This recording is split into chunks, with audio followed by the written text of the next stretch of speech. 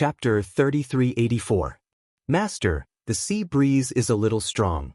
I'm worried that you'll catch a cold. The child was indifferent.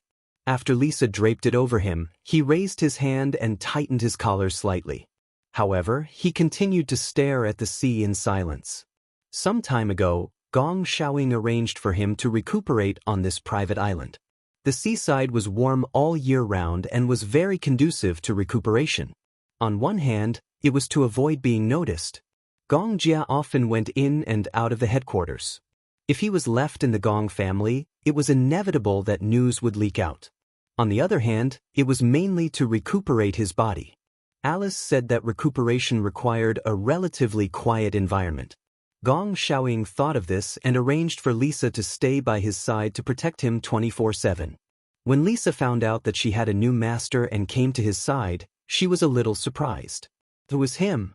Although his name had changed and he was no longer Yu, but Gong Fan, his personality seemed to be very different from before. When he woke up, he liked to stand by the sea and gaze at the sea. No matter what she said, he was never stingy with a word of agreement. When he was still called Yu, although he sometimes showed maturity that did not match his age, most of the time, he was still as innocent and naive as a child. However, now that he had become Gong Fan, he had become a person that she could not see through.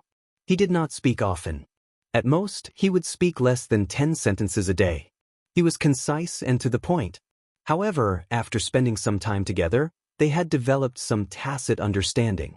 Sometimes, she could understand what he meant with just one look. He would only say something once. If she could not hear it clearly, he would not repeat it a second time. When he came to this island, other than cooperating with Alice's treatment, he was very punctual with his 4 meals a day. Every morning at 7 o'clock, he would wake up naturally. When he woke up, he would walk around the beach and then return to the study room to read for the entire morning. After lunch, he would go to the medical center for a checkup. His physical condition was very bad. After a period of recuperation, his various functions had been improved and optimized. Sometimes, when Alice was not on the island, he would enter the laboratory in the afternoon to study quantum transmission. At night, after dinner, he would go to bed early to rest. Lisa knew very well that his silence was not only because he was cold, but also because many of his memories had been sealed away. As a result, his mind sometimes went blank. The only thing that left a deep impression on him was the Heavenly Eye project. Normally, he would lock himself in the laboratory and constantly check the formulas. Sometimes, she would walk in and accidentally see him leaning over the table, breathing lightly. When she saw this, her heart ached a little, but there was nothing she could do. She knew that it was Gong Xiaoying's order that Alice sealed his memories. He was arranged to stay on this island, and she dutifully protected him. Master, the wind is getting stronger. Let's go back. She whispered beside him. Gong Fan didn't say anything. His back didn't move at all. His skin was almost numb from the cold sea wind, but even he himself didn't know what he was waiting for by the seaside so stubbornly. The temperature gradually dropped, and the cold wind was bone-chilling. He suddenly turned around expressionlessly and walked towards the villa.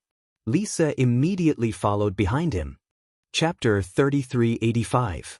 Xiao Bao had always been troubled by one thing. That was, his mother didn't seem to be very happy staying in the Gu family. Chu Ho settled down in the Gu family. In fact, she didn't want to stay here. The huge Gu family was more like a prison to her, completely restricting her freedom. However, she had no choice but to stay here because of Xiao Bao. She couldn't leave him. He was her only support. Therefore, even if it was for Xiao Bao, she had no choice but to stay in the Gu family. Gu Jinglian sent a maid to serve her. In ancient times, this would be considered a personal maid. However, Chu Ho knew that this maid was staying by her side. On the surface, it looked like she was taking care of her daily life, but in fact, she was monitoring her in disguise. Gu Jinglian seemed to value Xiao Bao very much. This was beyond her expectations. Based on her understanding of Gu Jinglian, this man was a typical man who didn't believe in marriage. He didn't think much of women and children. He didn't seem to care much about descendants. It wasn't as if there weren't women who used all kinds of methods to get pregnant with his child and climb up the social ladder. However, Gu Jinglian was very vigilant about this matter, so no accidents had ever happened. She was probably the only exception. The maid who served her was called Jian Jun. She wasn't an ordinary maid. Chu Ho had seen the lines on her arms by chance and knew that she must be a woman who knew martial arts. Therefore, she wasn't close to Jian Jun. At first, when she was in the Gu family, she was ordered to leave the house and was grounded. In the Gu family, she did not have anywhere to go. She could only stay in her room, read books, or actively train. Her body gradually recovered, but after a long day, it was dull and boring. Later, Xiaobao cried badly and pestered Uncle Fu for his mother. Uncle Fu reported it to Gu Jinglian, and Chu Ho finally had the right to go out. She usually woke up early to send Xiaobao to kindergarten. In the afternoon, she and Uncle Fu would go to pick up Xiaobao from school. The task of sending and fetching fell on her. Xiaobao would pester her every night and sleep with her. The kindergarten gave a lot of homework. Some were homework to read outside the classroom, but most of it was manual work. However, Xiaobao didn't seem to have any talent in manual work. He could draw half-heartedly, but when it came to cutting paper or other handicrafts, he had to beg the others in the Gu residence. For example, one day, the kindergarten gave homework to the children to make a three-dimensional greeting card. Xiaobao. Uncle Fu immediately patted his chest and volunteered, "Isn't this a simple task?" Thus, he prepared a pair of scissors and colorful paper and started to work boldly and decisively. Half an hour later, Uncle Fu presented his work to Xiaobao as if he was presenting a treasure. Xiaobao looked at the messy mess and wanted to cry. Uncle Fu gritted his teeth and immediately gathered a group of men in the Gu residence to the study. When Chu Ho arrived at the study, she was shocked by the array of men in front of her. She saw a group of muscular, tall, and strong fighters of the Gu family hunched over a pile of paper with a frown. They held a pair of scissors and gestured up and down, but didn't know where to start. They were used to holding guns, fighting, being stabbed, and bleeding, but it was really difficult for a group of strong men to cut something so delicate with such a small pair of scissors. Chapter 3386. Half an hour later, a group of men were crying and begging for mercy. "Young master, if you want us to start a fight, we can do it. We guarantee that we will climb a mountain of swords and plunge into a sea of fire. But making a greeting card is too difficult. We don't know how." Xiaobao said angrily, "Who wants you to fight and kill? It's just a simple manual task. Can't you do it?" "We really don't know how to do it." Yeah. This is much harder than beating people up." "That's right. When we were young, it was already a luxury to have food to eat and a book to study to. Unlike now, we don't know how to give such difficult homework." Xiaobao hated them for being so disappointing, so he asked Gu Jinglian for help. Thus, he took the notebook and walked to Gu Jinglian's study. Gu Jinglian was practicing calligraphy when Xiaobao pushed the door open and walked in. He climbed onto him on all fours, laid out the handmade paper and scissors in front of him, and pressed them on the xian paper.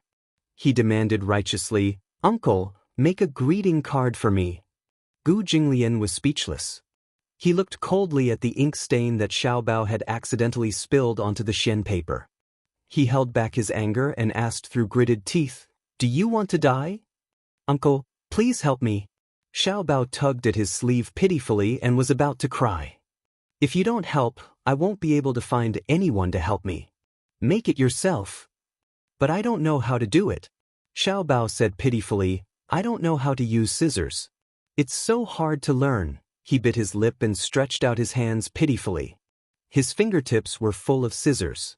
It was obvious that he had been cut by scissors. Gu Jinglian furrowed his brows. A hint of nervousness finally appeared in his eyes. "What happened?" "I don't know how to use scissors. That's why I keep cutting my fingers." Gu Jinglian's lips twitched violently. He said impatiently, "So troublesome." However, even though he was stubborn, he still picked up the scissors and snorted coldly. "What do you want to make?" "Greeting card." Xiaobao smirked. "The three-dimensional kind. A 3D greeting card? Who would do that?" Gu Jinglian's face was gloomy. He folded a piece of handmade paper into two halves and then waved his brush. A minute later, Xiaobao stared blankly at the greeting card that Gu Jinglian had made. It was a piece of white handmade paper. It was folded in half and there were 2 large words written on it with a brush. 3-dimensional. Done. Gu Jinglian rested his chin on his hand. A 3D greeting card. Xiaobao's eyes widened in shock. That's how it works? Didn't you say you want to make a 3D greeting card? Gu Jinglian pointed at the 2 words on it. Yes, it's very 3-dimensional. Xiaobao, this was truly a painstaking effort. Uncle, you're too perfunctory. Is it so difficult to make a 3-dimensional greeting card? Harder than beating you up. Xiaobao, if he still couldn't understand the threat in his words, then he would really be a silly Xiaobao. He obediently packed up his belongings and walked to the door with a frown. Gu Jinglian looked at his aggrieved back and frowned. This guy was really useless. Late at night, Chu Ho walked past the study and inadvertently saw that the light was still on through the half-closed door. She opened the door doubtfully and saw Gu Jinglian sitting in front of the desk, yawning lazily. On the desk, there were all kinds of handmade paper in various colors. There were handmade knives, scissors, and other tools. Chapter 3387. He looked a little tired as he lowered his head. The greeting card in his hand was already half done. After Xiaobao fell asleep, Uncle Fu came to tell him that Xiaobao was crying because of the greeting card. Gu Jinglian secretly scolded him for being a good-for-nothing for crying over such a small matter. He ordered Uncle Fu to prepare the handmade paper. After studying it for a while, he began to work seriously. Actually, the 3-dimensional greeting card was not difficult, but he did not have the patience to do so. However, a certain man had always had a sharp tongue. When Xiaobao cried, his heart softened. He did not say anything on the surface, but secretly started working at night while the little guy was asleep. The principle of the 3-dimensional greeting card was very simple, but it required a lot of patience to work on it. The details were extremely complicated. If he was careless, he would fail at the last step. He followed the tutorial provided by Uncle Fu and finished the back. Then, he used a pen to outline the lines on the drawing and used a handmade knife to cut it bit by bit. Chu Ho stood at the door and watched silently. She could not believe that this man had such patience. He had always valued time like gold and had always been stingy with wasting time on meaningless things. She did not expect that he would be so serious about dealing with Xiaobao's handiwork. He seemed to be so focused that he did not even notice Chu Ho standing at the door. Chu Ho was a little curious about what he was doing, so she slowly walked into the study. The sudden footsteps finally startled him. Gu Jinglian looked up and met her inquisitive gaze. "What's wrong?" He raised his eyebrows expressionlessly. "You're still awake. Aren't you awake too?" Chu Ho walked coldly to the desk. Before she could take a closer look, Gu Jinglian casually hid the greeting card and looked at her vigilantly. "What are you looking at?" "I'm looking at what the greeting card you made looks like." "I didn't make it." Gu Jinglian said stubbornly, "Uncle Fu made it." "Then let me see what Uncle Fu's greeting card looks like." "Get lost." "What? Are you shy?" Chu Ho smiled and said, "Indeed, with your temperament, I don't think you have the patience to deal with a kindergarten's manual work." "I told you to shut up, didn't you hear me?" Chu Ho reached out and pushed his arm away. Gu Jinglian blocked her hand with a backhand. "You won't let me see, but I insist on seeing." Chu Ho's other hand also reached for the handmade greeting card that he was blocking. Gu Jinglian snorted coldly, grabbed her wrist, and fiercely swung it away. "You dare?" Back and forth, the two of them had already exchanged 3 to 4 rounds of blows. Chu Ho was skilled in martial arts, but Gu Jinglian was no pushover either. His skills were definitely above hers, so he was able to block her attack in an instant. "My patience is limited, so," Gu Jinglian said coldly, "don't test my patience again." Chu Ho snorted disapprovingly. "It's probably because it's ugly." Gu Jinglian was speechless. "It's fine if you don't want to see it. I'm not interested anyway." After Chu Ho said that, she left the room without looking back. Gu Jinglian stared at her back view. This woman was getting more and more brazen. The next day, when Xiaobao woke up, there was a greeting card on the bedside table.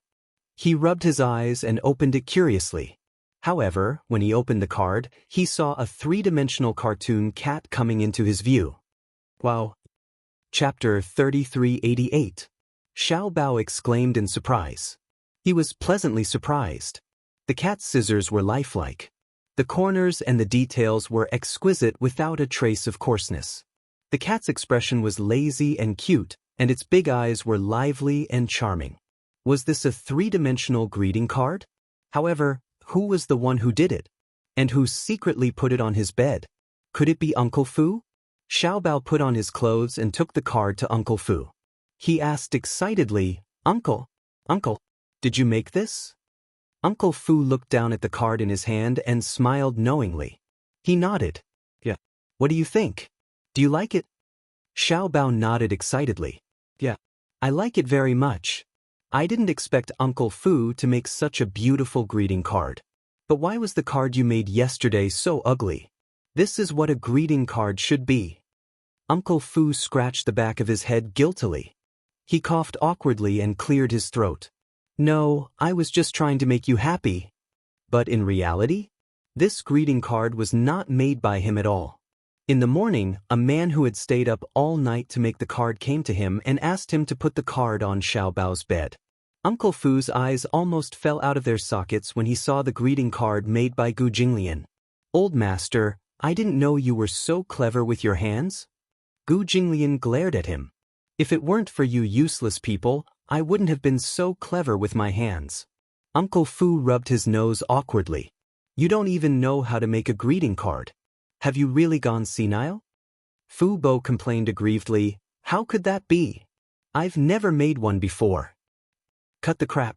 Gu Jinglian said, if there's a next time, there definitely won't be a next time. Gu Jinglian turned around and was about to go back to his room when he suddenly thought of something. He said to Uncle Fu, if that guy asks who did it, just say you did it. How would I dare to steal old master's credit? Do as I say. Gu Jinglian said coldly, did you hear that? Uncle Fu looked at him and finally understood. He nodded. If you dare to leak any information, I won't spare you. Yes, master. Uncle Fu narrowed his eyes meaningfully and observed Gu Jinglian's uneasy expression. He knew. Master must have felt that staying up all night to make handicrafts for the little guy was a very shameful thing. However, Laoi was used to being stubborn and wanting to save face. Thus, Uncle Fu took the blame. Xiao Bao held the greeting card and found Chu Ho. He said happily, Look, Uncle Fu made a greeting card for me. Is it nice? Chu Ho looked at the greeting card in his hand. The surface of the card was simple but exquisite. When he flipped it open, a lifelike kitten could be seen. However, Xiao Bao said that it was Uncle Fu who did it? She didn't think so. Gu Jinglian probably felt that it was too shameful for him to stay up all night to make a greeting card for a child, so he pushed the blame to Uncle Fu. It was hard to imagine that a man like him would make such a cute greeting card. It didn't match at all. Xiao Bao suddenly said regretfully, if only Uncle made it. Chu Ho heard this but didn't understand. Why? Because, Xiao Bao hugged the greeting card and pouted. I want a greeting card made by Uncle. Why must it be a greeting card made by Uncle? Chu Ho squatted down with interest and saw Xiao Bao looking at her bashfully. He was a little embarrassed to say it out loud. Because, he liked Uncle. Chapter 3389. He liked his uncle. Therefore, if it was something made by his uncle, he would cherish it even more. However, with his uncle's cold personality, he wouldn't have the patience to make such a childish thing, right? Xiao Bao took the greeting card to school. In class, the teacher asked the children to show off their handiwork. The children ran up the stage, either proud of their handiwork. The children in kindergarten had limited hands-on skills. Therefore, most of them completed their handiwork with the accompaniment of their parents. Most of the children said proudly, my mom made this greeting card with me. Xiao Bao flipped open the greeting card he made, but he was a little disappointed. This greeting card was made by Uncle Fu, but how he wished that it was made by his uncle. When it was his turn to go on stage, he took his time and walked to the blackboard with the greeting card. The teacher walked to his side and squatted down gently. Seeing his complicated expression, she was a little puzzled. "What's wrong, Xiaobao? Where's your greeting card?" Xiaobao passed the greeting card in his hand to her. The teacher opened the greeting card. Before she could show it to the children, she was stunned by the exquisite greeting card. She thought to herself, "This greeting card is so exquisite, it must be the work of an adult. How can a child be so good at hands-on work?" Just by looking at the edges and corners, which were so smooth that there were no flaws, she knew that the parent must have put in a lot of effort to make this. The teacher immediately spread out the greeting card and showed it to the other children. There was an exclamation from below the stage. This made Xiaobao feel very proud. When the children on stage before him showed their greeting cards, there weren't so many exclamations. This showed that his greeting card was very beautiful. "What a cute kitten! This is the most beautiful greeting card I've ever seen." The teacher was even more suspicious. She even suspected that the greeting card was bought. However, upon closer inspection, she realized that every stroke was hand-pasted. Even the color was painted on with a marker pen. It must have been done by the parent. However, even though she was well aware of it, in order to take care of the child's feelings, she still asked, "Who made this card with you?" Xiaobao opened his small mouth and was just about to say the words, "Uncle Fu," when he looked at the little guys sitting below the stage. They all stared at him with their eyes wide open and were extremely curious. He suddenly swallowed the words, "Uncle Fu." He hesitated and fiddled with his fingers. He was a little unwilling, and his eyes couldn't help but redden. He was really envious. His friends were all accompanied by their parents, but for him, it was Uncle Fu who made it. It was not that he disliked Uncle Fu, but compared to Uncle Fu, he hoped that this greeting card was made by Gu Jinglian. With that thought in mind, he subconsciously said, "My father made this." "Your father?" Xiaobao suddenly felt a little guilty, but he still forced himself to nod. In his heart, he hugged Uncle Fu's thigh and cried, "What? Uncle Fu, I'm sorry. I didn't mean to betray you." Even the teacher couldn't help but be shocked. Chapter 3390. For example, if a man were to do this kind of manual work, he would not be able to do it so meticulously. This greeting card was too exquisite. It was hard to imagine that there would be such a meticulous man who could do such a boring manual work so meticulously. "My dad is very awesome." Xiaobao clasped his hands behind his back and said proudly, "My dad is the most handsome man in the world. Not only is he very tall, he's also very good at everything. He's the most handsome man I've ever seen." The teacher looked at him with a smile. Children were innocent and unaffected. In a child's heart, their father had always been an imposing and sacred figure. Below the stage, a chubby boy suddenly stood up and accused, "Nonsense." Little Treasure looked at him and frowned curiously. "What nonsense are you talking about? Nguyen, what do you mean?" The chubby boy crossed his arms and said disdainfully, "Your dad is definitely not as handsome as my dad. My dad is the most handsome man in the world." Just as he said that, Xiaobao was not convinced. "What right do you have to say that your dad is more handsome than my dad? My dad is the most handsome. Your dad is not." The chubby boy snorted and appeared to be very contemptuous. "My dad is famous for being a handsome man. My mom said that when my dad was young, many girls chased after him." Hearing that, the teacher could not help but laugh. In an adult's view of the world, these words were nothing more than the most innocent and pure side of a child. However, Xiaobao took it seriously. "You're so fat, your dad should be chubby too." When the chubby boy heard that, the baby fat on his face trembled and his chubby face flushed red. He said angrily, "I'm not fat."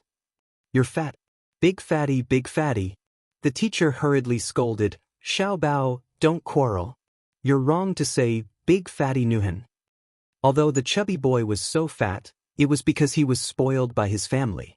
He did not have any taboos and had a big appetite, so it was inevitable that he would be white and fat. Xiaobao had just transferred to the school, so he had never seen the chubby boy's father before. However, at the parent-teacher conference, the other children and teachers in the class had all seen his father. He was indeed quite handsome. Therefore, the children below defended the chubby boy and said, "Nguyen's father is indeed very handsome." But we've never seen Xiaobao's father before. That's right, Xiaobao can't be bragging, right? Nuhan's father is really handsome. I've seen it with my own eyes. I just don't know why Nuhan is so fat. Puchi, the audience whispered to each other. Xiaobao was indignant and said angrily, "Anyway, my dad is the most handsome. I'm not bragging." The fat boy still wanted to say something, but the teacher immediately asked him to sit down. At the same time, Xiaobao returned to his seat, temporarily calming down the situation. However, Xiaobao, who had returned to his seat, glared at the chubby boy, neither of them willing to give in to the other. When it was time for the break, the chubby boy moved over and walked to his desk. In the past, he crossed his arms and said arrogantly, "Xiaobao, you brag that your dad is more handsome than my dad. You have to apologize to me." "Why should I apologize? My dad is handsome. I'm not lying or bragging." Chapter 3391. My dad is the most handsome in the world. My dad is the most handsome in the world. My dad is the most handsome in the universe. My dad is more handsome than your dad. A little girl sitting in front of Xiaobao could not take it anymore. She turned around and said helplessly, "It's very simple. Xiaobao, the parent-teacher conference is in a few days. When the time comes, your parents will definitely come. Is Nuhan's dad more handsome or your dad more handsome? Won't we know once we compete?" Parent-teacher conference. Xiaobao widened his eyes in shock. He remembered this. This was the first parent-teacher conference since he entered school, so he took it very seriously. However, he did not dare to tell Gu Jinglian and Chu Ho. He was afraid that they would refuse. If they did not come, he would be very sad. He did not know if his uncle would come or not. What if his mom got angry when his uncle came? The relationship between the two of them did not seem to be very good. If his mom came and his dad did not come, then Nuhan would definitely advocate that his dad is the most handsome again. Xiaobao felt a little troubled. For the first time in his life, he hoped that his uncle and mom's relationship could be like that of an ordinary family, loving and loving. That way, he could let them attend the parent-teacher conference together. Nuhan saw that Xiaobao was silent and seemed to be hesitating. He said proudly, "What? I think you don't dare to compete, right? I already said that you were bragging. You just had to compete with me." "Who said that I don't dare to compete?" Xiaobao imitated his posture and crossed his arms. He said angrily, "Let's compete then. Who's afraid of who? When the time comes, I'll let you see my most handsome dad in the world." "Then it's a deal." Nuhan said disdainfully, "A braggart is a big stupid pig." "I'm not a big stupid pig." Nuhan returned to her seat, and the storm came to a temporary end. The little girl sitting in front of Xiaobao turned around and looked at the greeting card in his hand. She asked curiously, "Xiaobao, was that greeting card really made by your dad?" Yeah." Xiaobao scratched his head guiltily and nodded vaguely. The little girl showed an expression of admiration for the first time. "Your dad is amazing. I thought he bought this greeting card. My dad made this. Your dad is so gentle. He's willing to spend time making greeting cards with you. My dad doesn't have the patience." Baby Chu recalled how Gu Jinglian had looked like he wanted to eat him alive when he begged him to make a greeting card last night. He forced a smile and said, "My daddy is the best." After school, Chu He came to pick him up, only to see his gloomy expression. "What's wrong?" Xiaobao shook his head, but he obviously had a heavy heart. Chu He hugged him in her arms and asked curiously, "What's wrong? What's on Xiaobao's mind now? Aren't you going to tell me?" "Mom, the parent-teacher conference is coming soon. Will you come?" Chu Ho was stunned. She didn't know whether to laugh or cry. "Of course I will. I thought it was something serious. So it's about this? Don't worry. Mom will definitely attend Xiaobao's parent-teacher conference." Xiaobao's eyes lit up. "Really?" "Yeah." Xiaobao jumped into her arms and said happily, "Mom is the best." He looked obedient on the surface, but he was secretly laughing. Sure enough, his mom was the easiest to handle. Chapter 3392. In the study, Gu Jinglian was holding a brush and writing calligraphy. Usually, when he was free, he did not have any other hobbies. He was used to writing calligraphy or painting. Just as he was concentrating, the door was suddenly pushed open. A rippling voice drifted in. "Uncle," Gu Jinglian's eyebrows twitched. Because he was shocked, the tip of the brush in his hand suddenly deviated and the stroke went far away. "Uncle, are you there? Can I come in?" Xiao Bao's voice was flattering and fawning. It was coquettish and had a hint of coquettishness. However, this coquettishness was beyond the limits of what an ordinary person could bear. Gu Jinglian looked up with an ashen face, only to see Xiao Bao leaning against the door. His body was leaning against the side of the door. His fair and tender face was blinking his eyes, as if he was throwing flirtatious glances at him. Was he trying to curry favor with him? But why was he trying to curry favor for no reason? "What's the matter?" "There's something I want to tell you." Gu Jinglian raised his guard and snorted coldly. "Come in." He removed the failed brush and ink, laid out a new layer of rice paper, dipped the brush in ink, and picked up the brush again. He had just written a line when he saw from the corner of his eye that Xiao Bao had received approval. Like a shy little girl, he used his sleeves to cover half of his face and moved shyly into the study. The corners of Gu Jinglian's eyes twitched violently. He put down the brush and sized him up calmly. He had a feeling that this guy was a little abnormal today. Xiao Bao ran in front of him with small, quick steps. He curtsied and even imitated a proper greeting. "Greetings, uncle." Gu Jinglian snorted coldly. "You may rise." Xiao Bao stood up. His clear eyes were bright and clear. He blinked lightly and threw a flirtatious glance at Gu Jinglian. "Uncle, there's something I don't know if I should discuss with you." Gu Jinglian narrowed his eyes. Why did this guy suddenly speak in such a genteel manner? Had he been watching period dramas these days? "Speak." "This is what happened." Xiao Bao cleared his throat and said, "The teacher gave us homework yesterday. With the help of Mom and Dad, we finished a greeting card." "Isn't the greeting card completed?" Xiao Bao complained bitterly, "But that card was made by Uncle Fu, not you." Gu Jinglian's expression turned cold. Xiao Bao continued, feeling wronged. "The other kids in the class are all accompanied by their parents." "And then?" Xiao Bao blinked and said cutely, "However, if you feel guilty towards me, it's okay. There's still a chance to make it up to you." Compensation.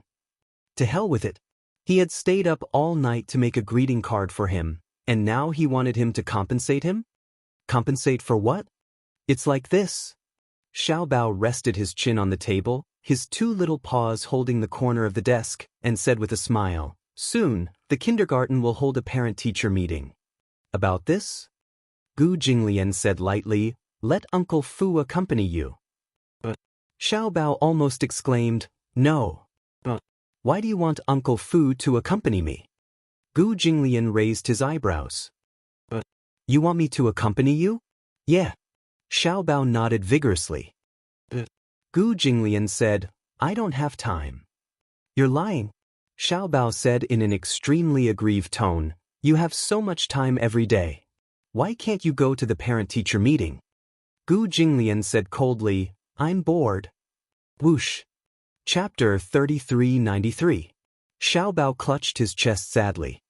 He pointed at him with a trembling little finger and said pitifully, "Bored? Let Uncle Fu go with you."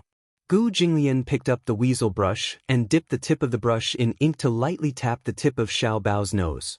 A black dot the size of a bean instantly appeared on the originally fair tip of his nose. A hint of a smile finally appeared on the man's cold and elegant face. His gaze fell on the Xian paper again as he said mildly, "You can discuss this matter with Uncle Fu." Xiao Bao suddenly ran to his side. His two little hands balled into fists as he gently knocked on his thigh and massaged him from time to time, trying to please him in every possible way. "Even if you're bored, you should still go." As he said this, he ran to his side again. His two little hands worked strenuously to massage his shoulders as he said energetically, "Go. Go." He narrowed his eyes. "I'm not free." Xiao Bao said bitterly, "Daddy and Mommy will always go to a child's parent-teacher conference." "Uncle Fu isn't my daddy." Gu Jinglian was stunned. His heart was actually touched by this resentful remark. He looked up and his gaze fell on Xiao Bao. He saw him lying on his thigh, fiddling with his fingers aggrievedly. From time to time, he would look at him angrily, obviously sulking. Gu Jinglian suddenly snorted meaningfully. "Haven't you always called me uncle?" Xiao Bao was speechless. "How can uncle go to your parent-teacher conference?" Xiao Bao was speechless. Gu Jinglian picked up the brush and wrote a few more strokes. "Unless you change to calling me daddy, I won't go." He knew very well that Xiao Bao would never change to call him daddy. This was because this little guy seemed to be very sensitive to Chu Ho's feelings. Although this little guy was young and clumsy in everything he did, his ability to read people's expressions was very good. It seemed that because of Chu Ho, even though he knew that he was his father, he found it difficult to change the way he addressed him and call him daddy, daddy. Xiao Bao straightened his head and called out. Gu Jinglian's hand trembled, and the ink under his hand became distorted. He looked up in disbelief and frowned with a complicated expression, only to see little Treasure lying in front of the table with an excited expression. If he had a tail, he would definitely be like an enthusiastic puppy, wagging his tail continuously. "If I call you daddy, will you attend my parent-teacher conference?" Xiao Bao. The corners of Gu Jinglian's lips twitched violently. When did this rascal become so unprincipled? He thought his mouth was Smouth's mouth. He didn't expect him to change. How much did this guy want him to attend the parent-teacher conference? Gu Jinglian put down the weasel brush and lazily rested his chin on his hand. He said slowly, "Since you want me to go so badly, then I'll spare half a day." "Half a day isn't enough. The parent-teacher conference takes a whole day." Gu Jinglian was speechless. "So troublesome? Okay. It's rare. This parent-teacher conference is very, very important to me."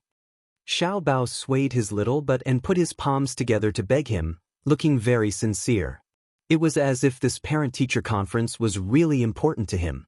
But because, just as he was about to say it, he suddenly thought of something. Xiao Bao suddenly pursed his little mouth awkwardly and said, "It's a secret." He couldn't tell him whose father was more handsome. Chapter 3394. If he didn't go, those kids would say that he was bragging. But he clearly wasn't bragging. If he went to the parent-teacher conference, those kids would be shocked. Gu Jinglian reluctantly agreed, "I'll make an exception this time." "There won't be a next time." But Xiao Bao wagged his tail in joy and then said to him, "Then you and my mom will go together." Gu Jinglian narrowed his eyes when he heard this. "What? Both of you?" Xiao Bao saw his serious expression and suddenly felt uneasy. "Both of you and my mom will go together. If she goes, there's no need for me to go." Gu Jinglian said coldly. "Why? One person is enough to go to the parent-teacher conference." Xiao Bao puffed up his cheeks and glared at him angrily. He was obviously really sad. He stomped his feet in anger and said gloomily, "I hate uncles the most." After saying that, she wiped her tears and ran away. Even though she ran far away, her miserable cries still echoed in the long corridor. Gu Jinglian's eyelids suddenly twitched violently. The next day, Xiao Bao arrived at the kindergarten. Early in the morning, he saw a group of children gathered together and excitedly passing around something that looked like a photo. Xiao Bao stuffed his little school bag under the table and sat down gloomily. He rested his chin on his hand and looked out of the window in a daze. When the chubby boy saw him, he immediately snatched the photo back from the child's hand. He walked to Xiao Bao's side and waved the photo in front of him. Xiao Bao looked away uninterestedly, his attitude cold. Last night, he cried himself to sleep under the blanket. When he woke up, his eyes were a little swollen. When Chu Ho asked, he only said perfunctorily that he didn't sleep well. However, only God knew how sad he was when Gu Jinglian said that he wasn't going to attend the parent-teacher conference. The chubby boy said, "I'll show you how handsome my dad is." At the side, a group of children gathered around and chattered, "I think Nuhan's father is more handsome than many of the celebrities on TV. It's such a pity that you're not a star." Exactly. If you become a celebrity, you'll definitely earn a lot of money.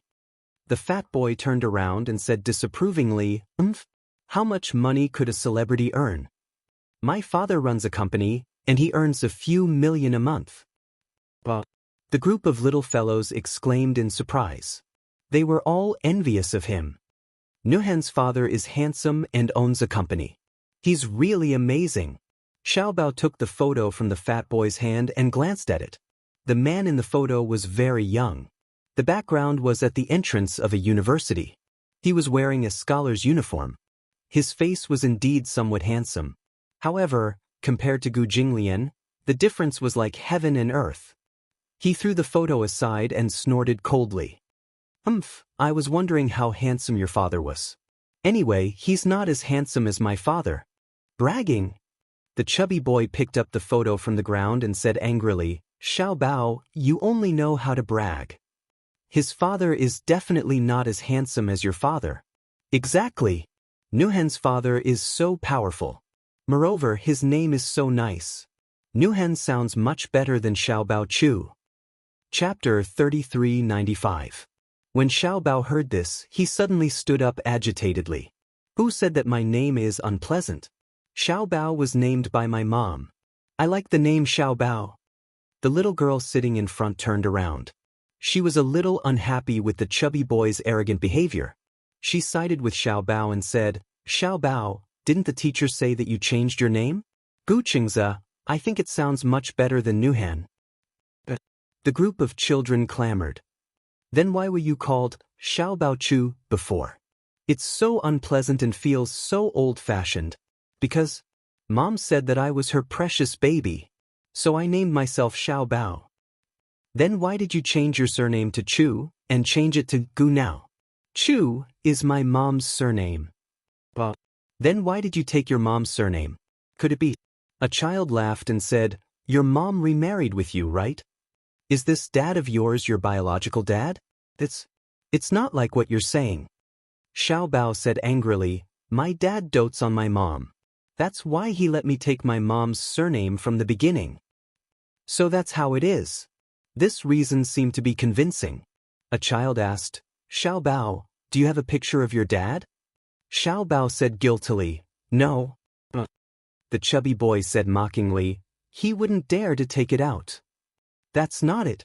Xiaobao, when it's the parent-teacher conference, your dad will definitely come. When that time comes, won't you see Xiaobao's dad? Don't make a fuss. The little girl in front tried her best to defend Xiaobao. Xiaobao looked at her gratefully and said with a smile, Thank you, Xianxia. Xianxia smiled sweetly and held her hand. It's okay, we're friends. I believe everything Xiaobao says. Xiaobao suddenly felt a little uneasy. If his uncle really didn't come to the parent-teacher conference, Xianxia would definitely be disappointed in him. The bell rang, and the teacher walked into the classroom. The children returned to their seats, but Xiaobao was lost in thought. After returning home from school, Little Treasure returned to his room and sat in front of his desk with a frown on his face. Chu Ho walked over and checked the homework assigned by the teacher for him. Seeing his disappointed face, he could not help but feel strange. What happened? She felt strange. You don't seem happy these 2 days. Xiaobao looked at her, but looked like he wanted to say something but hesitated. Chu Ho asked him again and again before he finally told him the truth. In class, the chubby boy had always been at odds with him, always going against him. However, there was indeed some conflict between the two children. Sitting in front of Xiaobao was Xianxia. She was the prettiest and freshest girl in the class. Many boys in the class liked to get close to her. The chubby boy was no exception. Originally, Xianxia was the chubby boy's deskmate. However, boys of this age would mostly use tricks to attract girls' attention. They would bump into her from time to time in class, and sometimes they would secretly pull her hair. Xianxia was tired of him and wanted to change seats. Xianxia raised her hand and said that she did not want to be Nuhan's deskmate. Thus, the teacher moved her to sit in front of Xiaobao. Xiaobao was a gentlemanly child.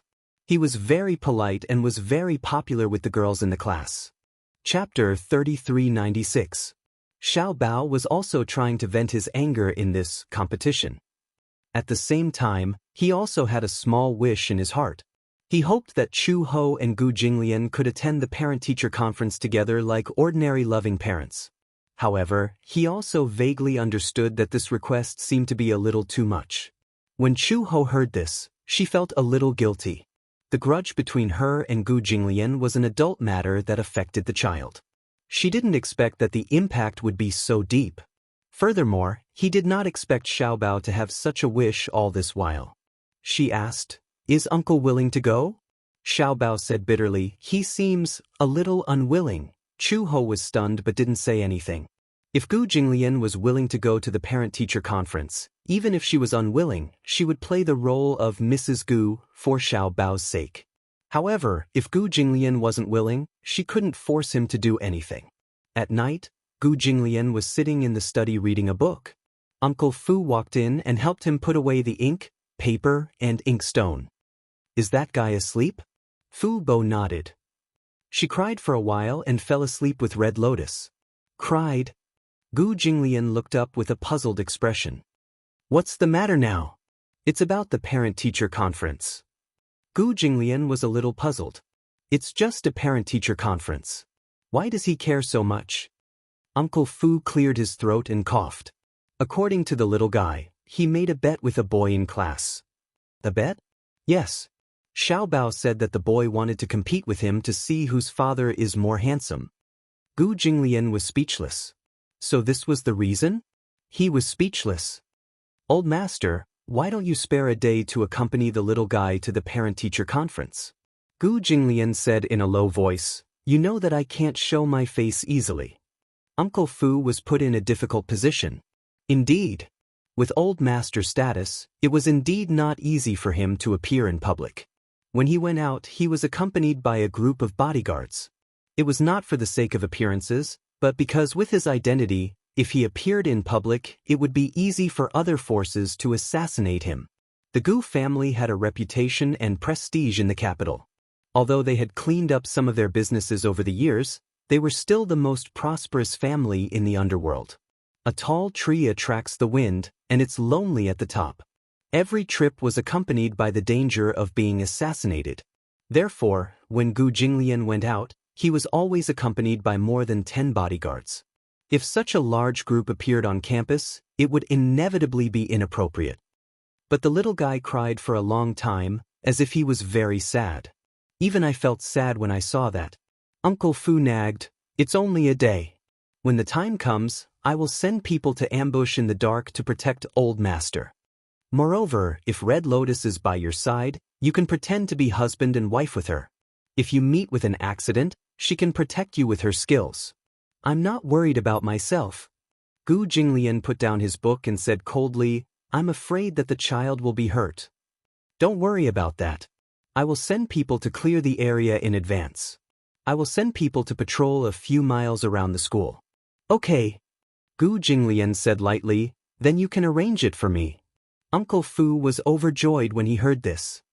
"Old master, do you agree?" "What else?" Chapter 3397. Soon, the notice for the parent-teacher conference was sent out. However, Xiaobao crumpled it into a ball and threw it into the bin. Anyway, his uncle wouldn't come. He had made it clear that day that he found it troublesome and boring, so he definitely wouldn't come. This was nothing more than a piece of scrap paper. Thus, he didn't take this matter to heart anymore. For the past few days, the little guy had been sulking. Uncle Fu naturally didn't tell him about this and wanted to give him a surprise. On the day of the parent-teacher conference, Uncle Fu went to wake Xiaobao up. Xiaobao sat up in bed and rubbed his eyes.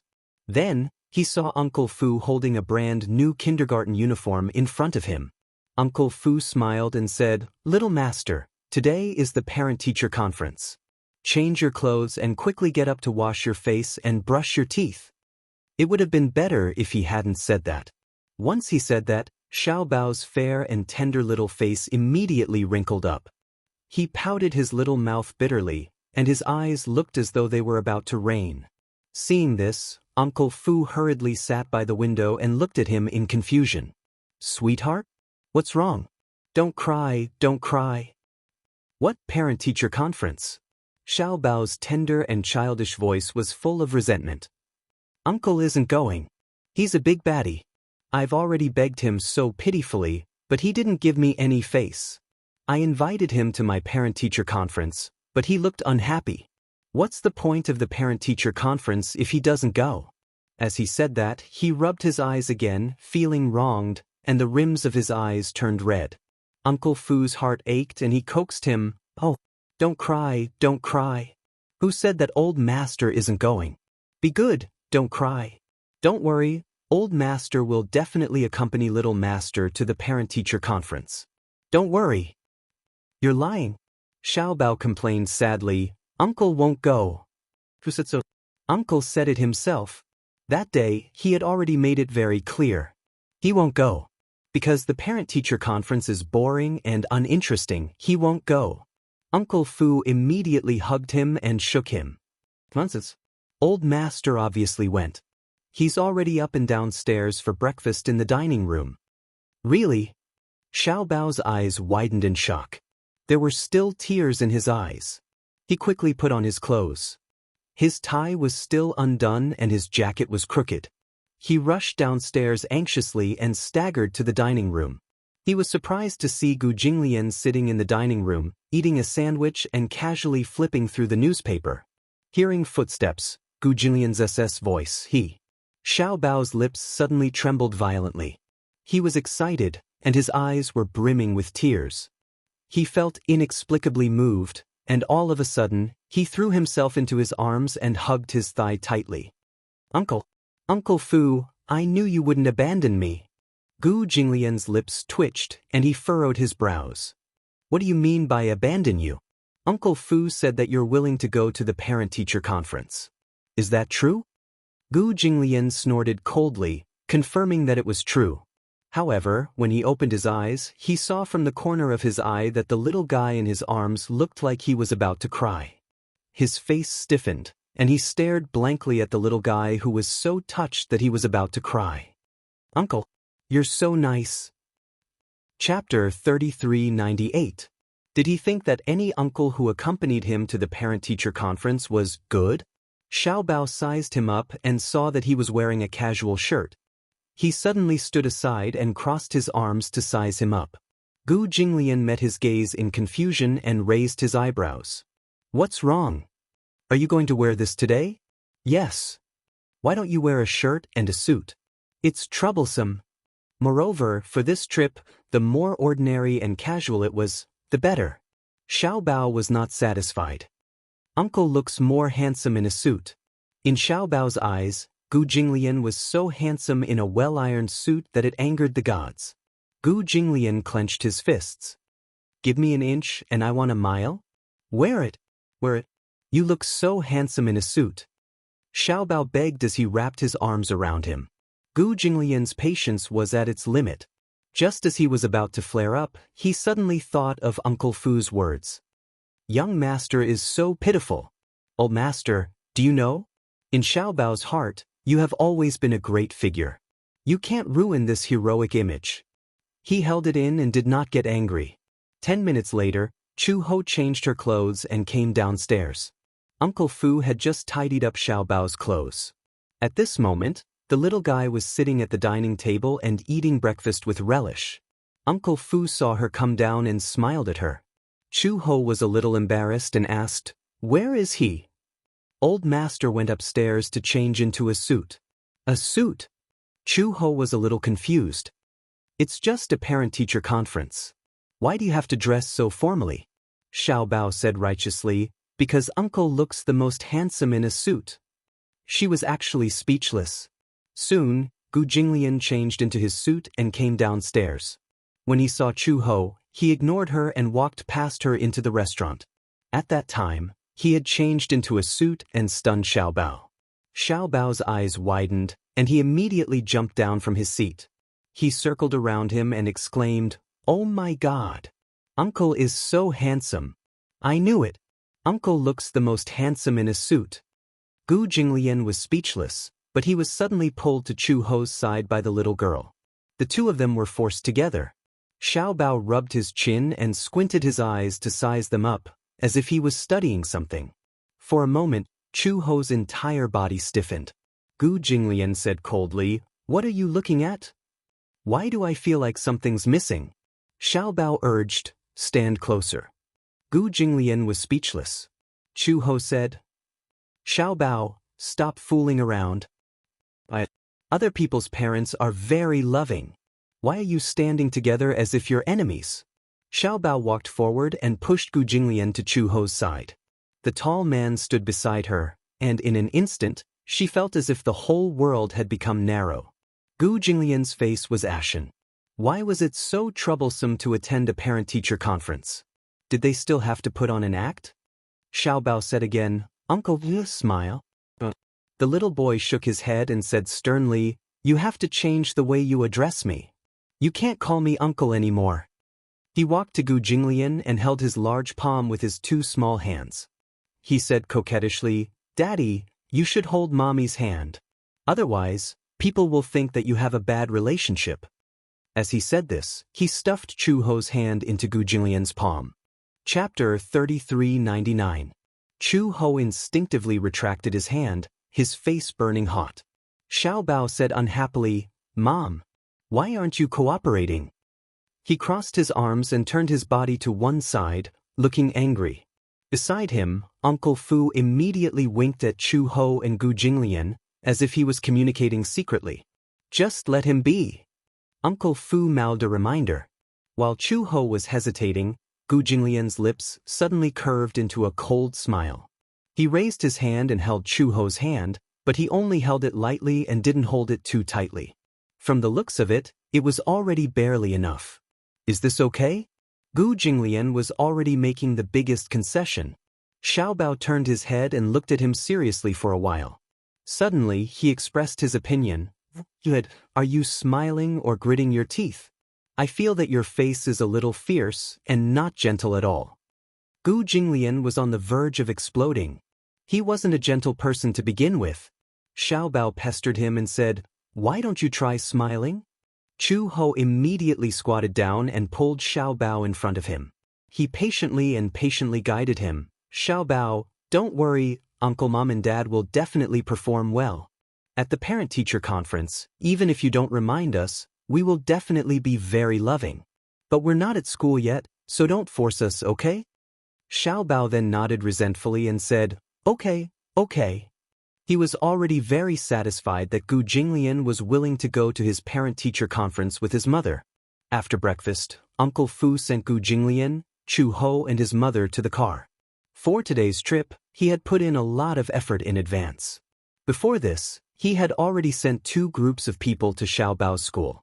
Along the way, there were also people secretly protecting him at all times. There would definitely be no accidents. With Uncle Fu in charge, Gu Jinglian could rest assured. Therefore, he didn't ask any more questions. The car sped away, leaving behind a trail of dust. Along the way, the car was silent. Gu Jinglian sat in the back seat with his arms crossed over his chest and his long legs crossed elegantly. Baby Chu, on the other hand, was sitting next to Chu He. He was obviously very happy, so much so that along the way, his legs were kicking up and down. He was obviously in a good mood. He was humming a nursery rhyme that he learned from music lessons. His head was swaying back and forth, and he was in high spirits. Chu Ho saw that he was very happy, and his heart relaxed a little. She looked up, but her gaze inadvertently met with the man sitting opposite her. Gu Jinglian's posture was relaxed. He leaned lazily against the back of the seat, but his cold gaze fell on her. She couldn't help but shudder. She turned her eyes slightly. Somehow, she felt that his gaze on her was like a sharp thorn in her back. It was already late when they arrived at the entrance of the kindergarten. There were all kinds of expensive cars parked at the entrance. All the students who enrolled in this kindergarten came from extraordinary families. They were either rich or respectable. The car stopped steadily at the entrance of the school. Gu Jinglian carried Xiao Bao and got out of the car. Chu Ho carried Xiao Bao's school bag and also got out of the car. She had just closed the car door when she suddenly felt that her hands were empty. She turned around in surprise and saw that Gu Jinglian had taken his school bag. He carried Xiao Bao in his left hand and held his school bag in his right. When Chu Ho saw this, she immediately said, "Let me carry Xiao Bao." "No need." Gu Jinglian turned around and slowly entered the school with the crowd. Chapter 3400. As he passed by, the other students looked at him in surprise as he walked toward the school gate. It was not because of his stunning good looks, but because of the aura he exuded. It was inviolable, sharp, and had an inviolable elegance. Oh my God! Is this man a parent too? He's so handsome. He was born with a celebrity face. No way? He's so young. I can't tell that he's already a father. Also, did you notice that he looks like a celebrity? I remember now. Is that celebrity called Xianxia? Now that you mention it, I noticed it too. They do look alike. But their auras are different. Comparisons are odious. They're both children in the middle class, but look at mine. His belly is so big. A group of people looked at Gu Jinglian's back and whispered among themselves. Chu Ho was stunned for a moment, then followed him nervously. At the school gate, the crowd was surging. Gu Jinglian carried Xiao Bao until they entered the school gate. Then he put Xiao Bao down. At this moment, the parents in the corridor were in a hurry as they followed their children to their respective classes. Xiao Bao was in the first classroom on the 3rd floor. The classes were assigned according to the names of the flowers. He was in the sunflower class, which meant that he was the son of light and the son of heaven. Along the way, it was inevitable that they would be delayed because of the crowd. When Gu Jinglian and Chu Ho followed Xiao Bao to the classroom door, Xiao Bao passed by the window and saw that most of the parents were already seated. He seemed to be a little late. Gu Jinglian saw him standing at the side of the classroom and hesitating to enter. He frowned and asked, "What's the matter?" "We seem to be late." Xiao Bao said awkwardly. "You're going to be late. Why aren't you going in?" Chu Ho urged angrily. This guy was so stupid sometimes that it made people angry. Xiao Bao nodded and ran into the classroom. Standing at the door, he pinched the corner of his shirt and said shyly, "Teacher, good morning." As soon as he finished speaking, he was stunned by the scene before him. In the huge classroom, there was a group of people. Other than him, all the parents of the children had already arrived and were seated. There were 7 rows of tables and chairs in the classroom, and each table had 2 seats. The children sat on the seats while their parents sat beside them, forming a small triangle. However, the funny thing was that because it was a middle shift, the seats were very short. This was just right for children, but for many parents, it was too narrow and short, not to mention Gu Jinglian's imposing height. The fat boy saw him at a glance and suddenly stood up. He said proudly, "Xiao Bao, you're here. Where are your parents?" He was so arrogant that he seemed to be waiting to see him make a fool of himself. Xiao Bao looked beside him and saw a man dressed in a suit. He was dressed very formally, and even his hair was carefully combed. He sat beside the fat boy. He looked young and handsome, and compared to the other parents, he was indeed the one who stood out. When Nuhan's father walked into the classroom just now, he had caused quite a commotion. It was no doubt because among all the children's parents, the fat boy's father was indeed the most handsome. Chapter 3401. Many of the children were very excited. They surrounded Nua Han's father and looked at him with admiration. Some even said, "Xiao Bao isn't here yet. He must be too embarrassed to come. His father can't be compared to Nua Han's father." That's right. Look at him, he came alone. He was still talking about how handsome his father was. He must be bragging. Nua Han's father is the most handsome. I'm so envious of Nua Han. If only I had such a handsome father. And Nua Han's father is so powerful. I saw his father drive a luxurious car here today. Also, Nua Han's family is very rich. His father's company makes millions every month. Nua Han's face was even more pleased with himself. He crossed his arms and looked at Xiao Bao arrogantly. How was it? He couldn't be compared to him. Now, all the children in the class thought that his father was the most handsome. Let's see what this stupid Xiao Bao can do. The chubby boy provoked him with contemptuous eyes from time to time.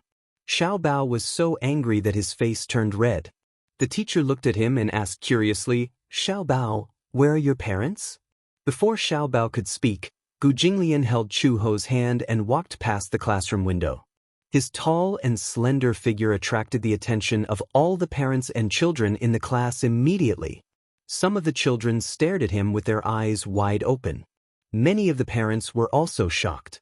This man was really too tall. Just by looking at him, he was about 1.9 meters tall. They didn't know if it was because of his height, but his aura was intimidating. His every move had the aura of a magnificent army, looking down on all living things. Gu Jinglian and Chu Ho walked to the door and stood behind Xiao Bao. Chu Ho smiled and said, "Hello, teacher." The teacher was stunned. "You are..." Without waiting for Chu Ho and Gu Jinglian to introduce them, Xiao Bao immediately said, "Teacher Shui, this is my father and mother."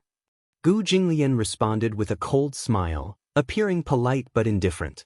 "Sorry I'm late." Teacher Shui was shocked speechless. When the fat boy saw Gu Jinglian, his mouth opened so wide that he could swallow several eggs. His eyes widened as he stared at Gu Jinglian in disbelief. Were they Xiao Bao's parents? Why? Impossible. At this moment, the chubby boy was completely stunned by Gu Jinglian's astonishingly handsome appearance. Xiao Bao's appearance belonged to the cute type. Therefore, the chubby boy had imagined what Xiao Bao's parents looked like, but he never would have thought that Xiao Bao's father would be so handsome. Gu Jinglian's facial features were more feminine. His facial features were cold and elegant, but they carried a kind of invasive beauty. However, his facial features were very handsome and upright. He had sword-like eyebrows, phoenix eyes, a high nose bridge, and thin lips. This was a beauty that could destroy the world. It had nothing to do with gender. Even if it was a man, in front of such an arrogant man, they would feel ashamed of their inferiority. This kind of man was not usually seen in real life. He could only be seen on television. However, even Gu Xianxia, who was once known as the beauty of the century, would pale in comparison to him. If the two of them stood together, it would be difficult to tell who was better. Chapter 3402. Gu Xianxia was a rare beauty in the entertainment industry. It was a pity that he had passed away at such a young age. However, this man's eyes and eyebrows bore some resemblance to Gu Xianxia's. The most outrageous thing was that this man was shockingly young. Just by looking at his face, one could tell that he wasn't even 28 years old. And the woman standing next to Gu Jinglian was Xiao Bao's mother.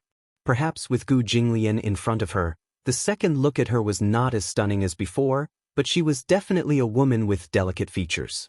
Her eyebrows had a heroic spirit that ordinary women didn't have. Her facial features were beautiful but serious. Although she tried her best to appear gentle, as someone from the Interpol, she had a dignified aura that couldn't be ignored. "Teacher?" Xiao Bao saw that Teacher Shui was still in a daze and tried to call out to her a few times. Teacher Shui came back to her senses and immediately said, "You must be Xiao Bao's parents? Please return to your seat. The parent-teacher conference is about to start." Gu Jinglian held Xiao Bao's hand and returned to their seats with Chu Ho under everyone's shocked gazes. After Xiao Bao sat down, Gu Jinglian and Chu Ho ran into some difficulties. Although the chairs that the parents were sitting on were especially high, Gu Jinglian's tall and slender body was still stretched out when he sat down. Chu Ho had no choice but to stand up awkwardly and move the table slightly. Only then did the two tall people have a small space to sit. A few of the parents couldn't help but mumble in surprise, "They're so tall. I feel that it's quite uncomfortable for them to sit in such a small space. The couple is so tall and so good-looking. When the child grows up, he'll definitely be very tall too." Xianxia turned around and looked at Xiao Bao. She praised sincerely, "Xiao Bao, your father is really handsome. Much more handsome than Nua Han's father." Xiao Bao smirked proudly, but was immediately embarrassed by the compliment. Blushing, she said, "Of course my dad is handsome." Children did not understand hypocrisy and modesty. Even if they were embarrassed to be praised, they would still happily accept it. Gu Jinglian frowned. There were many ways for young masters to compete with each other. However, this was the first time his own son had compared him to see whose father was more handsome. He didn't particularly care about his appearance, but because he had a serious obsession with cleanliness, he always took care of himself. Coupled with his exceptional looks and height, it could be said that he was particularly conspicuous among the group of parents. Ms. Shui stood on the podium and smiled at the audience. "Dear parents, hello. First of all, please allow me, on behalf of all the teachers and students of Sunflower Class, to extend our warm welcome and sincere thanks to all the parents present today. Ms. Shui was giving a speech on the podium. However, below the podium, whether it was the parents or the children, all of them were secretly sizing up Gu Jinglian. Chu Ho sat in his seat and felt the gazes from all around him. For a moment, he felt as if he was sitting on pins and needles and felt uncomfortable all over. She used to be a criminal police officer. Whether it was in the past or now, she didn't like the feeling of being watched in disguise. Especially Nua Han's father, who kept nagging Gu Jinglian to look in her direction. Chu Ho raised his eyebrows unhappily and followed his line of sight to glare at him. Chapter 3403. Gu Jinglian was speechless. What kind of game is this? I'm not playing. Chu Ho's eyebrows twitched. Just as he was about to say something, Teacher Shui called out from the podium, "Little you." Clap, clap, clap. The group of children patted each other's shoulders enthusiastically. Some of the more clumsy children were slower to react. When they heard "Little you's" command, they slapped their thighs. Even though the parents felt awkward and felt that this game was extremely childish, they still had to cooperate with their children. Therefore, they responded sparsely. Only Gu Jinglian sat in his seat and did not move at all. Teacher Shui laughed and said, "Xiaobao's father is not keeping up with everyone's rhythm." Gu Jinglian raised his eyebrows impatiently. "Damn it." Xiaobao laughed and said mockingly, "Daddy, you're so stupid. You don't even know how to play such a simple game." Gu Jinglian glared at him. "Shut up." Xiaobao obediently shut his mouth. Xianxia, who was sitting in front, saw this and mumbled, "Xiaobao, your father is so fierce." "Really? My father never dares to be fierce to me." Gu Jinglian saw the two children looking at each other and whispering to each other. Behind him, Chu Ho poked him with his finger and said angrily, "Are you here for a parent-teacher conference or just sitting around? Since you're already here, don't put on airs." Gu Jinglian said coldly, "Why didn't I hear about such a stupid game before coming here?" Xiaobao moved closer to him and whispered, "Daddy, don't be embarrassed. Otherwise, everyone will think that you're stupid for not knowing how to play such a simple game." Gu Jinglian looked around. Just as Xiaobao said, seeing that he was sitting still, the other children whispered, "Xiaobao's father is so stupid. He doesn't even know how to play such a simple game. Shame on him. No wonder Xiaobao was born so stupid." Gu Jinglian glanced over coldly. The child who said that Xiaobao was stupid immediately had his mouth covered by his mother. Don't say it. How dare he call his son stupid? It's starting." Chu Ho nudged him. Teacher Shui gave another command, "Rainstorm." Da-da-da, a group of people stomped their feet. Gu Jinglian was caught between a rock and a hard place. He stepped on it symbolically, but his face darkened. Chu Ho tried his best to hold back his laughter. Only the heavens knew how interesting it was for this man to play such a childish game.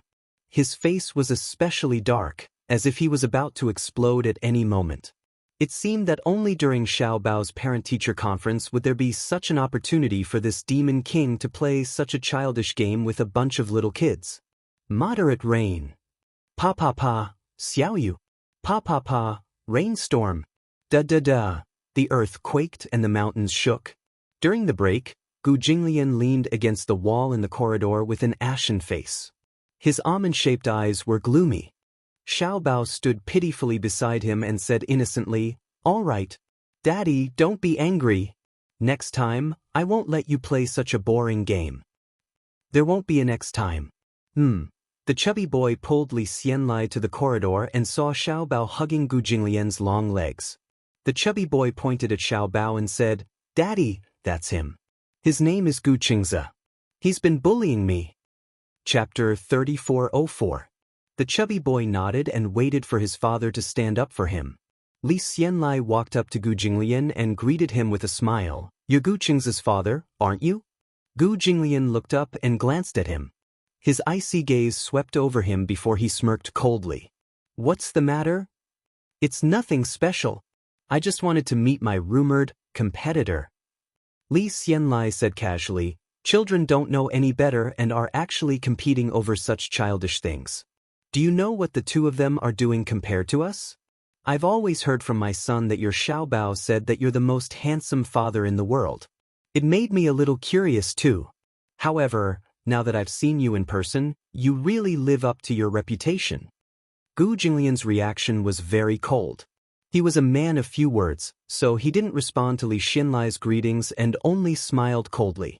It was obvious that he didn't care. As a result, Li Xianlai was extremely embarrassed and couldn't find a way out. His expression suddenly became a little unhappy. Usually, in the company, it was only his subordinates who complimented him. He didn't care about other people's expressions. Li Xianlai purposely picked on Gu Jinglian not only for his son's reputation, but also for his own reputation. He said, I don't think I've heard you mention before. What do you do for a living? Gu Jinglian said coldly, that's not for you to ask about. Li Xianlai suddenly felt suffocated again. Gu Jinglian's tone was neither cold nor warm. Although his words were concise and comprehensive, the arrogance in his words couldn't be concealed at all. It made Li Xianlai extremely embarrassed. He snorted coldly and said, I didn't expect you to be so arrogant. It seems like you've been in power for a long time, so you speak with such an arrogant tone. If you ask me, there's no shortage of important people here. Most of the people who can send their children to this kindergarten are worth tens of millions or more. Even if you really have some background, you don't have to be so arrogant, right? These words were a classic example of hitting the nail on the head. Gu Jinglian was already fuming because of the boring conversation just now. He said coldly, do I need to ask for your opinion on my attitude and emphasis? When Xiaobao saw this, he couldn't help but worry that Gu Jinglian would make things difficult for Li. He immediately said, Dad, don't be angry. Don't stoop to his level. Let's go into the classroom. With that, he held Gu Jinglian's hand and walked into the classroom. Li Xianlai was so angry that he stomped his feet. Gu Jinglian's arrogant attitude had completely angered him. If it wasn't for the school, he would have flared up. Mother f***er, what the hell is this? What are you so arrogant for? Li Xianlai planned to give this guy a good taste of his medicine. That, and parents, calm. 3 people for legs. The rules of the 3-person, 4-person leg-tied race were relatively simple.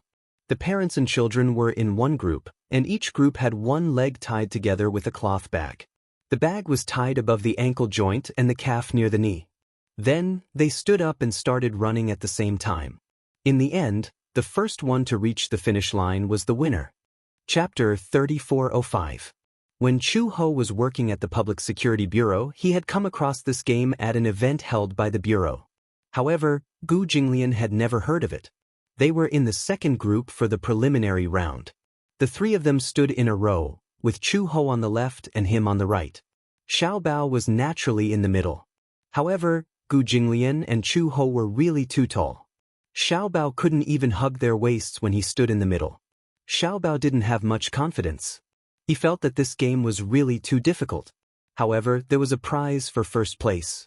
A super big doll. Xiaobao liked it very much. Children of his age had almost no resistance to furry toys. As a prize, it was different from buying one himself. A prize meant honor. Xiaobao naturally looked forward to it. Hence, he asked Chu Ho, Mom, can we win? Chu Ho glanced at Gu Jinglian, then looked at Xiaobao and said, It's not a problem to win, as long as your dad doesn't drag us down. Gu Jinglian heard this and snorted disdainfully. He said mockingly, Who's the one dragging us down? Xiaobao whimpered and tugged at Gu Jinglian's sleeve.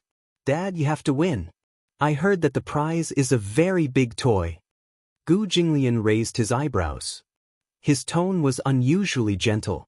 Got it. Teacher Shui raised her whistle and swept her gaze around. When she saw that all the parents and children were ready, she clapped her hands and said, Is everyone ready? Ready. Then, let's invite the parents to bring their children to the finish line. Teacher Shui counted down. Accompanied by a loud whistle, a group of parents brought their children to the finish line with great difficulty. The rules were simple, but the game was difficult to play. Not only did it test the tacit understanding between parents and children, but due to the difference in height, if the steps of the parents were too big, The children would inevitably not be able to keep up. They might even fall. The fat boy was in the same group. As soon as he whistled, the three of them rushed to the finish line in a flurry. The father and son were eager to win. When they were close to the finish line, their steps were hurried and they dragged the little fellow down with them. They were in quite a sorry state. In the beginning, Gu Jinglian could not coordinate with Chu Ho. The two of them carried Xiao Bao and stumbled. The main reason was that Gu Jinglian was too tall, which became his biggest disadvantage. He had always been arrogant, so it was impossible for him to cooperate with Chu Ho. Chu Ho tried to cooperate with him. In the end, he barely managed to reach the finish line in second place in the group and entered the finals. Xiao Bao cheered, feeling that he was one step closer to victory. However, Chu Ho despised it to death. "You're so clumsy." Gu Jinglian was originally at a disadvantage. His desire to live had been aroused, so he was a little unhappy. When he heard her say that, his expression became a little dangerous. "Who are you calling clumsy?" I said, "Mom is talking about me."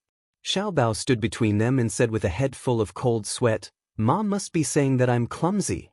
Gu Jinglian was speechless. Chu Ho was speechless. Xiao Bao complained, "Sigh, it's all my fault. I'm so clumsy that I dragged you guys down to get first place." "Don't stumble in the finals," Chu Ho said, "otherwise, Xiao Bao's first place will be gone." Gu Jinglian said, "Don't worry." Chapter 3406. When they were preparing for the finals, Gu Jinglian tied up his legs. Suddenly he thought of something and hugged Xiao Bao's shoulder. With his lift, Xiao Bao was lifted up a little and was almost lifted into the air. When Chu Ho saw this, he immediately understood his intention and hugged Xiao Bao's other shoulder. The two of them were carrying Xiao Bao in their arms. This way, they only had to worry about the coordination of their feet. Gu Jinglian said, "I'll use my right leg first, you use your left leg first." Chu Ho nodded and said, "Okay." As soon as the whistle blew, Gu Jinglian narrowed his eyes and took a step forward. Chu Ho also moved. This time, the two of them cooperated exceptionally well. They took turns to kick and were terrifyingly coordinated. The group of people watched as the two of them instantly left the team behind them more than 10 meters behind and strode towards the finish line. In the end, the two of them felt that walking was too slow and actually started running. They approached the finish line like a whirlwind. "Oh my God! Look at them, they're actually carrying the child. They're so strong." Some parents wanted to imitate them, but the men were fine. However, most of the mothers could not lift their children. Instead, they were flustered and embarrassed. While many parents were still struggling at the starting point, Gu Jinglian and Chu Ho had already carried Xiao Bao across the finish line. Teacher Shui blew the whistle in shock and announced the winner. First place, Gu Qingzi. The chubby boy was so angry that he could only stare. He said angrily, "It's all Daddy's fault. He let Xiao Bao steal the limelight. I can't accept this." Li Xianlai was also not in a good mood. After being ridiculed by his son, he was even angrier. In the end, the other parents' teams also reached the finish line one after another. The second and third places were also decided. Xianxia was very happy to be in third place. On the podium, Gu Qingzi stood on the highest step with his hands behind his back. He looked proud. Xianxia said enviously, "Xiao Bao, your parents are so awesome." Of course, Xiao Bao patted his chest proudly and said, "My mom used to be a police officer. She can subdue a strong man to the ground with one hand." "So powerful?" Xianxia was dumbstruck. Teacher Shui came over to give out the prizes. The second and third place prizes were stationary. There were crayons and cartoon sharpeners. The first place prize was a meter-long doll. Xiao Bao was so happy that he hugged her tightly and grinned from ear to ear. Standing below the stage, Gu Jinglian looked at the little guy on the stage. The ice on his face finally broke and a slight smile appeared on his lips. Chu Ho inadvertently caught a glimpse of the smile on his lips. He was startled for a moment before curling his lips into a smile as well. When the parent-teacher conference ended, Xiao Bao was still reluctant to leave. Today was probably the happiest day of his life. There was Daddy, Mommy, and him. In the end, The three of them competed in a competition and even won a prize. Everything that he had never dared to imagine had actually happened. It was so happy that it felt surreal. When they left the kindergarten and walked to the parking lot, Xiaobao was hugging the heavy doll. Chu Ho offered to help him carry it, but he was reluctant to let go. "Mommy, I'll carry it." Xiaobao hugged the doll like it was a treasure, his face beaming. "This is Xiaobao's prize. No one can snatch it from me." Chapter 3407.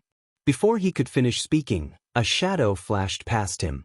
Little chubby boy appeared out of nowhere and slammed him onto the ground. Xiaobao was caught off guard and was knocked to the ground. Immediately after, his arms were empty. The toy had been snatched away by Nua Han.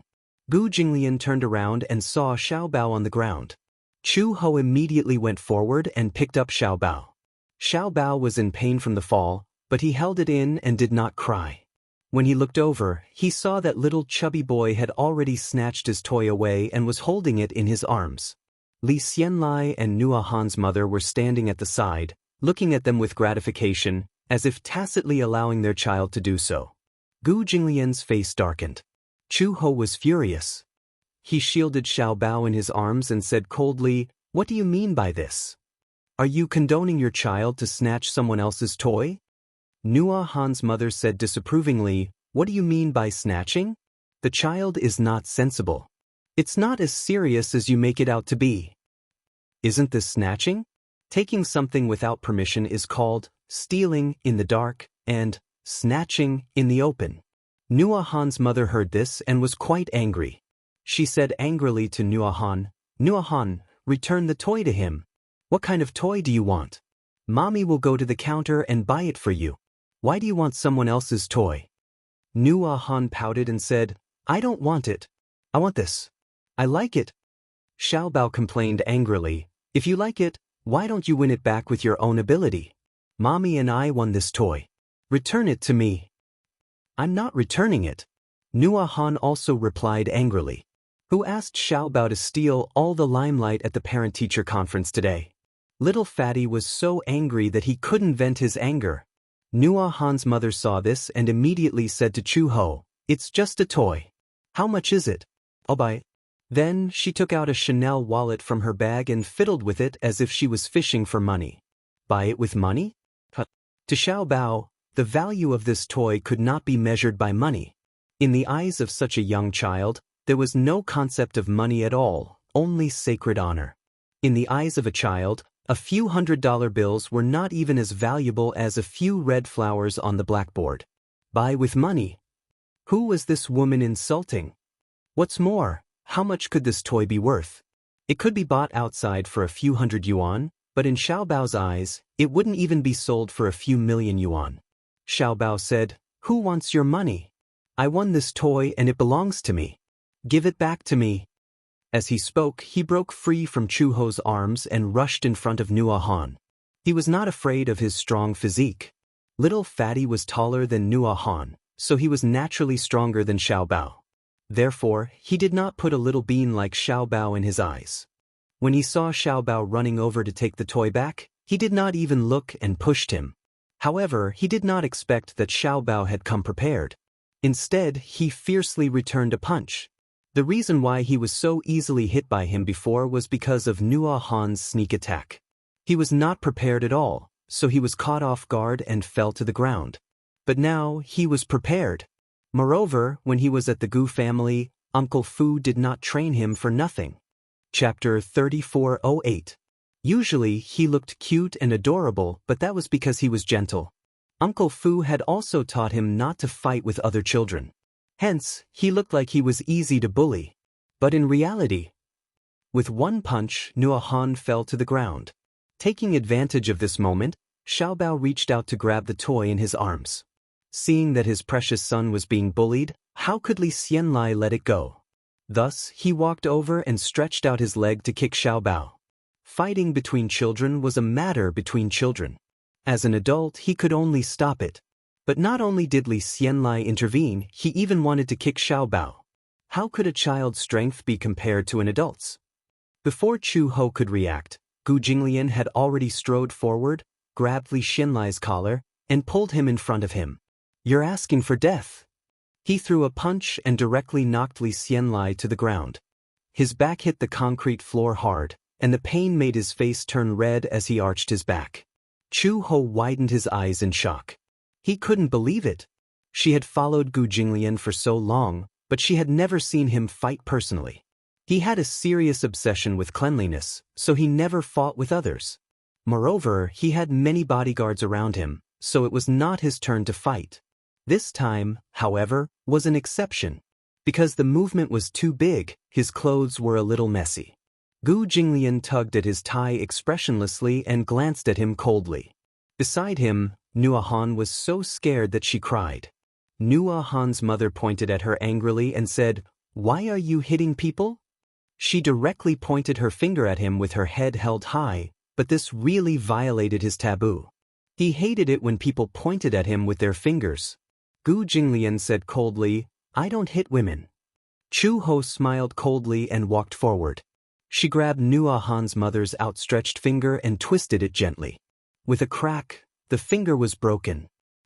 Nua Han's mother knelt on the ground weakly. Her face was contorted in pain, and she cried herself hoarse, as if she wanted to use her cries to attract others. When the fat boy saw this, he cried even louder. However, even though the mother and son were crying so hard, no one approached them. The huge parking lot seemed to be isolated from the rest of the world. Little did they know that Gu Jinglian's men had already sealed off the parking lot. All the parents were blocked outside and could not enter. Moreover, they did not know what was going on. Gu Jinglian walked in front of Li Xianlai expressionlessly. He lifted his long legs in disgust and lifted Li Xianlai's chin with the tip of his leather shoes. His cold gaze swept over Li Xianlai. "You? What are you doing?" Li Xianlai was frightened by the cold sharpness of his body. He had never seen a man with such a terrifying aura. Gu Jinglian hated his face. He kicked his face to the side and said coldly, "You spoil my appetite." "What did you say?" "If you don't know how to discipline your child, do you need my help?" Gu Jinglian said casually, "By the way, I'll teach you some rules." "What do you mean?" "I don't like to talk nonsense with people. It's fine if you don't understand." Gu Jinglian squatted down and carried Xiao Bao in his arms. He stood up and said to Chu Ho, "Let's go." Chu Ho nodded and followed him into the car. Chapter 3409. Li Xianlai was still confused. He looked in the direction of his departing figure and saw Gu Jinglian carrying Xiao Bao and getting into a Rolls-Royce Phantom with Chu Ho. He recognized the limited edition Phantom, which was worth tens of millions. However, he realized that the license plate of the car was actually 5/8. He still remembered that this special license plate was not something that could be measured by money. Without a special background, it was impossible to get such a license plate number. The Phantom slowly drove out of the parking lot. A number of black Audi A8s followed behind and escorted them away. Li Xianlai was speechless. He did not know who this man was. How could he travel in such a grand manner? Could it be that he really had an extraordinary background? Not long after the car left the parking lot, Li Xianlai did not have time to comfort his wife and children when he saw a group of men in suits coming over. He subconsciously protected Nuhan in his arms, only to see them pass by him and walk towards his car. He had specially driven a Porsche over today. It was worth millions. This car was even bought with a mortgage. However, he saw the men in black suits surrounding the car. Although they were unarmed, their aggressive posture made Li Xianlai extremely nervous. "What are you doing?" Just as he finished speaking, he heard a voice. "Smash it!" Li Xianlai sucked in a breath of cold air and immediately rushed over, only to see a few men in black facing his Porsche, ruthlessly kicking. These people were all well-trained fighters. Not to mention that they were unarmed, even a casual punch from them was enough to shatter his car window. "Stop!" Li Xianlai was so anxious that his eyes were about to burst.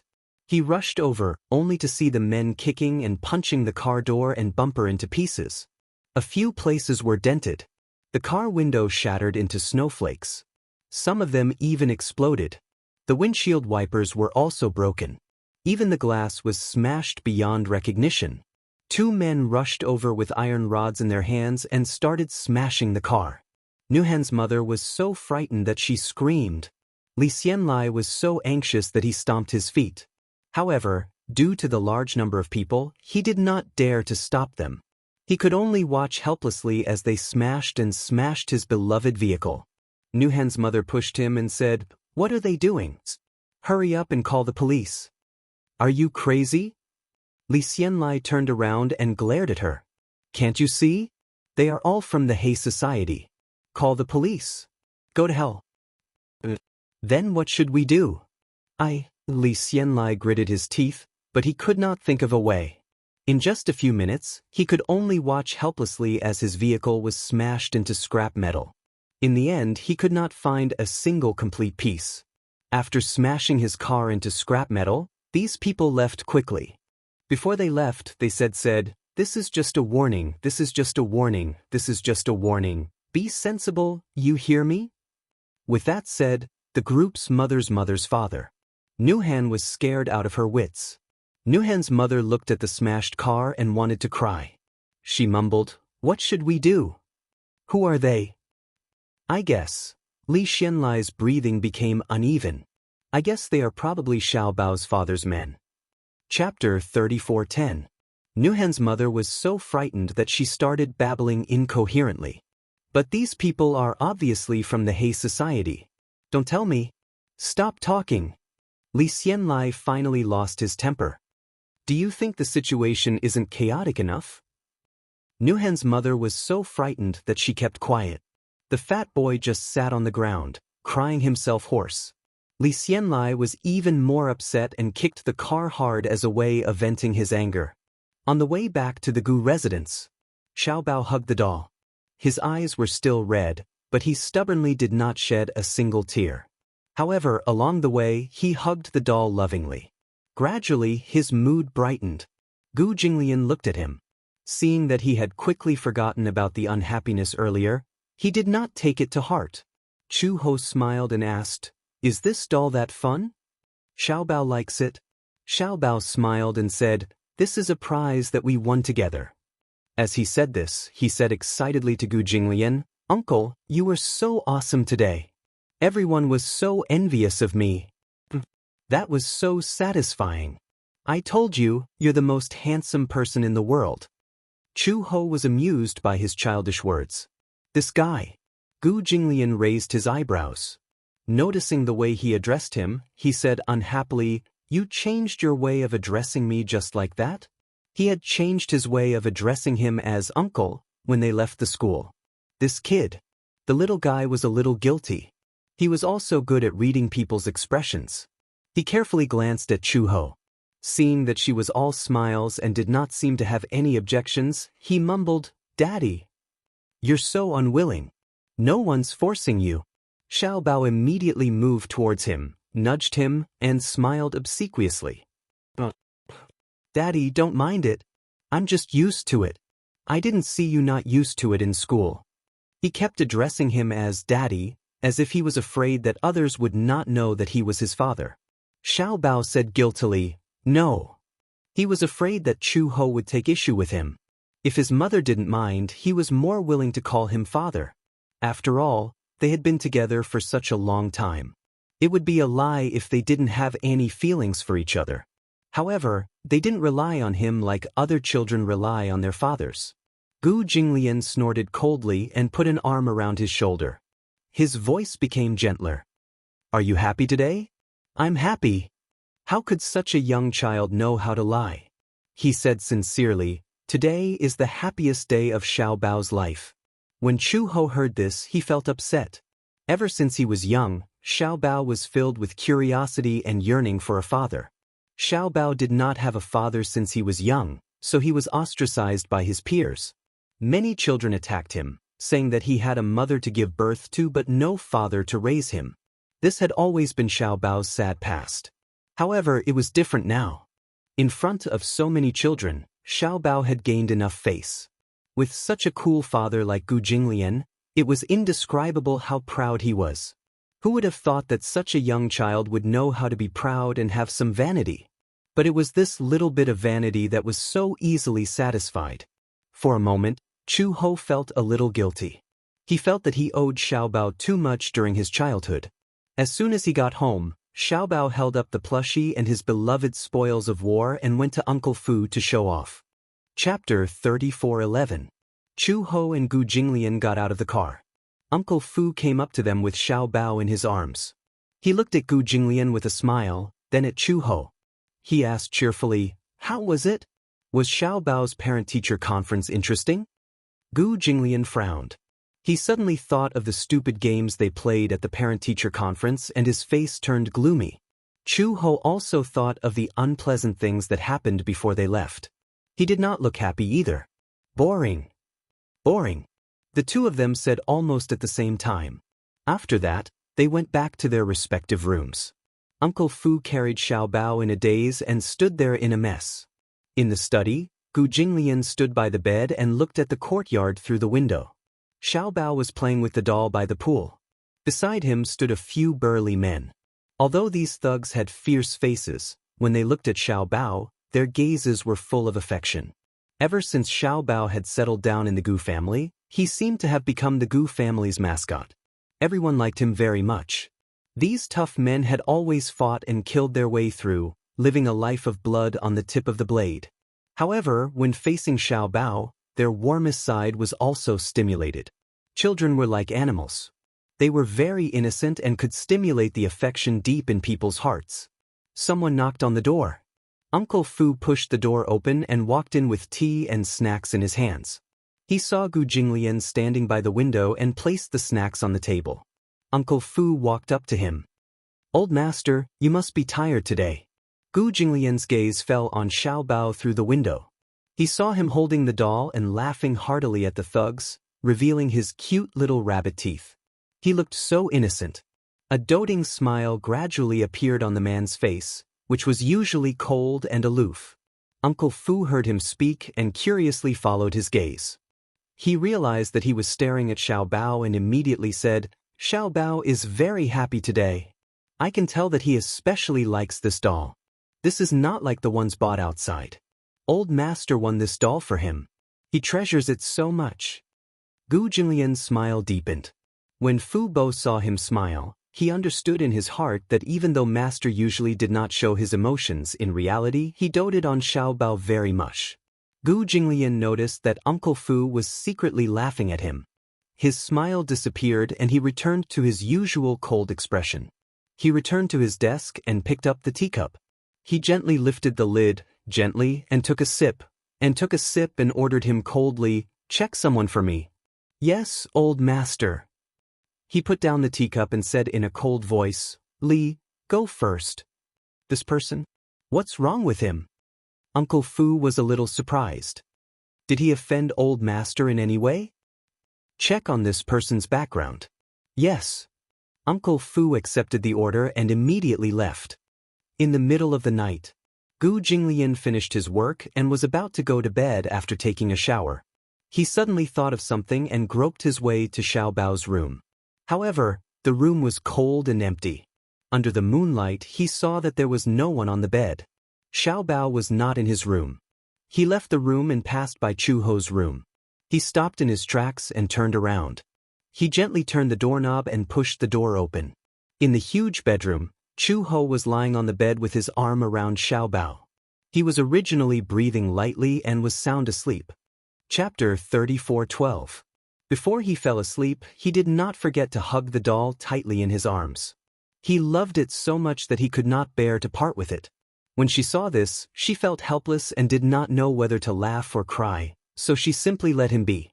In a daze, she caught a glimpse of movement. She opened her eyes abruptly and looked in the direction of the sound. In the darkness, she saw a tall and slender figure standing quietly in front of the bed. The moonlight shone at his feet. When he saw that she had woken up, he raised his finger slightly and placed it between his lips, indicating that she should not make any noise and wake the child up. She did not know when Gu Jinglian had entered the room and walked to the side of the bed. She was careless. In the past, even the slightest movement would wake her up immediately. Unexpectedly, this time, she only woke up when he was close to the bed. It seemed that her sense of danger had deteriorated after staying in the Gu family for so many days. She only woke up after he walked in for so long. Gu Jinglian looked down and saw Xiaobao sleeping soundly in Chu Ho's arms with a contented expression on his face. His 2 arms were wrapped tightly around the doll. Even though he was sleeping, he could not bear to let go of the doll. How much did he like this doll? But in Gu Jinglian's eyes, this doll was so ugly that it could not even be compared to him. He slowly sat sideways by the bed and sized him up. As he looked at Xiaobao's chubby and fair little face, he could not help but have the urge to tease him. He reached out his slender fingers and gently pinched Xiaobao's nose. When Chu Ho saw this, the corners of his lips twitched violently. He did not expect this man to have such a wicked sense of humor. In his sleep, Xiaobao suddenly felt that he could not breathe. His little mouth opened with a sound. He breathed through his mouth, but he did not wake up. This guy was really in a deep sleep. Gu Jinglian could not help but feel that this guy was especially cute only when he was asleep. At least it was quiet.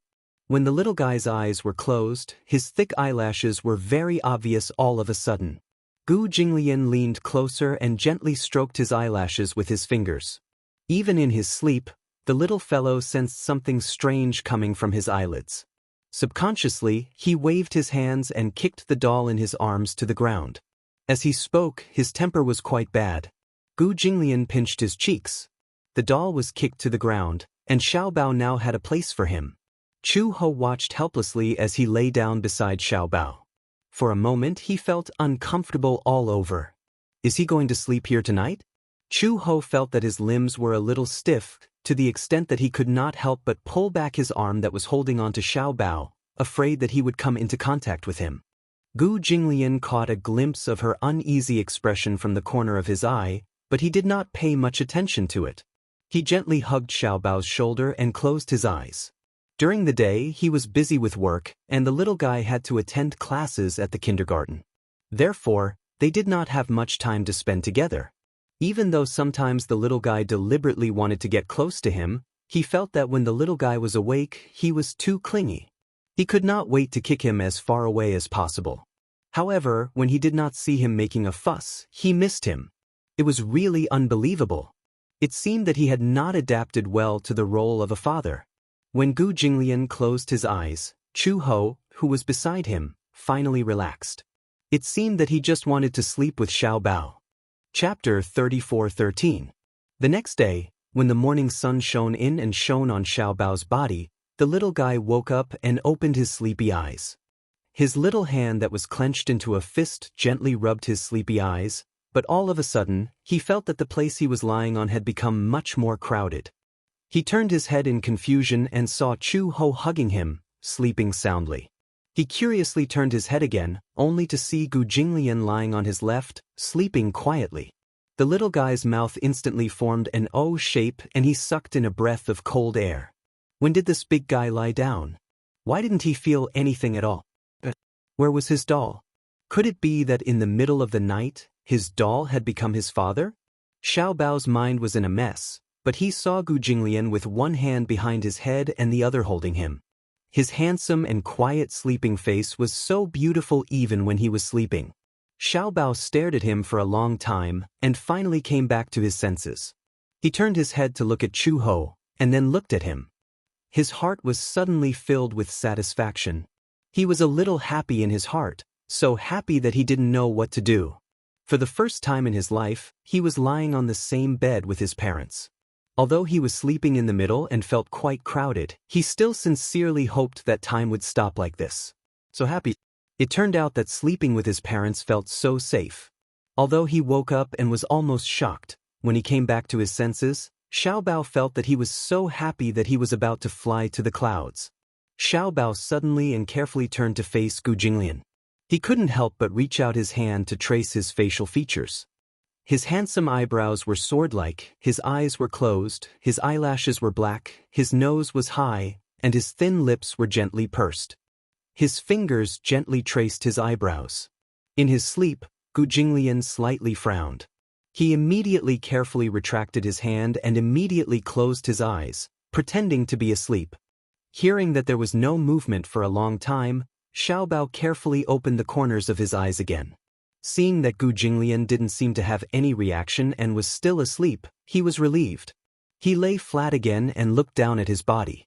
He saw Gu Jinglian's hand on his shoulder and Chu Ho's hand around his waist. He didn't know why, but he had an idea. Thus, he carefully raised his hand and moved Gu Jinglian's heavy palm little by little towards Chu Ho's hand. He moved carefully, afraid that he would wake the two sleeping people. Gu Jinglian's palm was very big. Compared to his small hand, it could easily wrap around both of his hands. It was very difficult to move such a big hand. His movements were especially light. Gu Jinglian and Chu Ho were each more alert than the other. If he moved slightly more, it would be easy for them to wake up. When he got closer, he lifted Gu Jinglian's hand and gently placed his large palm on the back of Chu Ho's hand. In this way, their hands overlapped. Xiaobao was extremely happy. His little face was red as he covered his mouth and laughed secretly. Ah, if only Daddy and Mommy were really so loving. Even in his dreams, he fantasized that Daddy and Mommy could truly love each other. In this way, the three of them could be together forever. In this way, he didn't have to worry about who to avoid. Although he now had Mommy and Daddy, the way they interacted with each other was very strange. Chapter 34:14. As Xiaobao fantasized, he unknowingly felt a little sleepy. It was Saturday, so he didn't have to go to school. He closed his eyes and planned to have a good night's sleep. At 9 o'clock in the morning, Uncle Fu walked to Chu Ho's room and was about to wake them up when he opened the door. From afar, he saw 3 people lying on the bed. His eyes widened in shock and he almost couldn't close his mouth. Master? When did he lie here? He remembered that when he went to the study last night, Gu Jinglian hadn't gone to bed yet. Why was he sleeping here? Uncle Fu's imagination ran wild. When he walked into the room, Chu Ho woke up with a start. She frowned. Before she opened her eyes, she felt another hand on the back of her hand. She glanced over from the corner of her eye and realized that Gu Jinglian's hand was on the back of her hand. She opened her mouth slightly in shock and couldn't come back to her senses. What was going on? Why did he put his hand on the back of her hand? The man opened his eyes.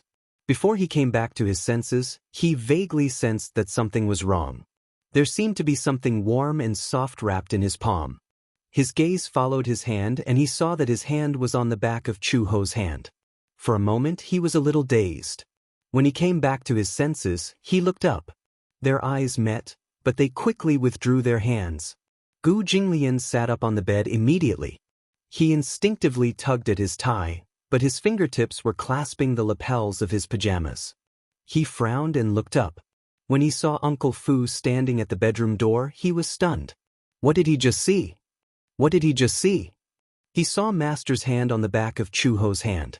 Could it be? He couldn't help himself. Last night? It was impossible. Xiaobao, the third wheel, was lying in the middle. However, it was an indisputable fact that the two of them had slept on the same bed. Uncle Fu looked at Gu Jinglian meaningfully. He suddenly realized something. Recently, Master rarely got close to other women. Ever since Xiaobao settled down in the Gu family, he seemed to be cut off from women. And after Chu Ho moved into the Gu family, this situation worsened. Could it be that old master? Just as Uncle Fu was imagining the countless possibilities, Chu Ho also sat up from the bed. His face was somewhat ashen as he stroked the back of his hand, seemingly very dissatisfied. She glanced at Gu Jinglian coldly. Her eyes seemed to say, "I didn't expect you to be such a lecherous man." Gu Jinglian's face darkened even more. He vented all his anger on Uncle Fu. "What are you standing there for?" Gu Jinglian said coldly, "Aren't you going to prepare breakfast?" Uncle Fu immediately nodded. Just as he turned around, he suddenly thought of something. He turned back and cleared his throat. Gu Jinglian stared at him. "What?" "Oh, Master, breakfast is ready," Uncle Fu explained awkwardly. Gu Jinglian said coldly, "Have you done what I asked you to do?" "No, why aren't you going?" Yes. "Old Master, please calm down," Uncle Fu hurriedly left. Old Master's temper when he woke up was too terrifying. He couldn't bear it. Xiaobao woke up. When he opened his eyes, he saw that Gu Jinglian and Chu Ho were already awake and sitting by the bed. However, in such a large room, there was an inexplicable pressure that made one's heart palpitate. Chapter 34:15. Xiao Bao curled up. He felt that when he woke up, the atmosphere would be so tense. Gu Jinglian didn't look too good, and Chu Ho didn't look too good either. What was going on? They were clearly fine just now. Why did everything change the moment he woke up? Chu Ho sat on the edge of the bed. When she thought about how Gu Jinglian's hand was on the back of her hand when she woke up, she felt irritated. She instinctively reached out, pulled the blanket over, and wiped the back of her hand fiercely. Pervert! When Gu Jinglian heard this, his eyes couldn't help but darken a few degrees. Even though she didn't mention any names, it was obvious who she was referring to. Pervert! To hell with it! When he woke up and saw this scene, he was still baffled. Gu Jinglian was upset. He suddenly got up and left the room. Chu Ho saw his sullen back and became even more annoyed. Why did he look so angry? She hadn't even said anything. Xiao Bao carefully glanced at Chu Ho's expression and asked tentatively, "Mom, what's wrong? You seem to be very unhappy." Chu Ho said gloomily, "It's nothing. I dreamed that I was bitten by a dog." Xiao Bao's lips twitched. However, he was still young and didn't know what Chu Ho was insinuating. Xiao Bao got out of bed and changed his clothes. When he went downstairs, he saw Uncle Fu coming out of the dining room. He was about to call Gu Jinglian for dinner. Xiao Bao immediately went up to Uncle Fu and grabbed the corner of his shirt. He said uneasily, "Uncle Fu, Uncle Fu." Uncle Fu patiently squatted down in front of him and pinched his cheek. "What's wrong, Xiao Bao? Have you noticed?" Xiao Bao hugged his neck and whispered in his ear, "Uncle and Mommy are sleeping on the same bed today." Uncle Fu nodded. However, the two of them seemed to be very unhappy. Xiao Bao felt wronged. What happened? The two of them were fine yesterday. Uncle Fu was speechless for a moment. How could he tell Xiao Bao that the reason why Chu Ho and Gu Jinglian were fine yesterday was because they wanted to attend his parent-teacher conference? They were just putting on a show and pretending to be peaceful. But in reality, the two of them were like fire and water.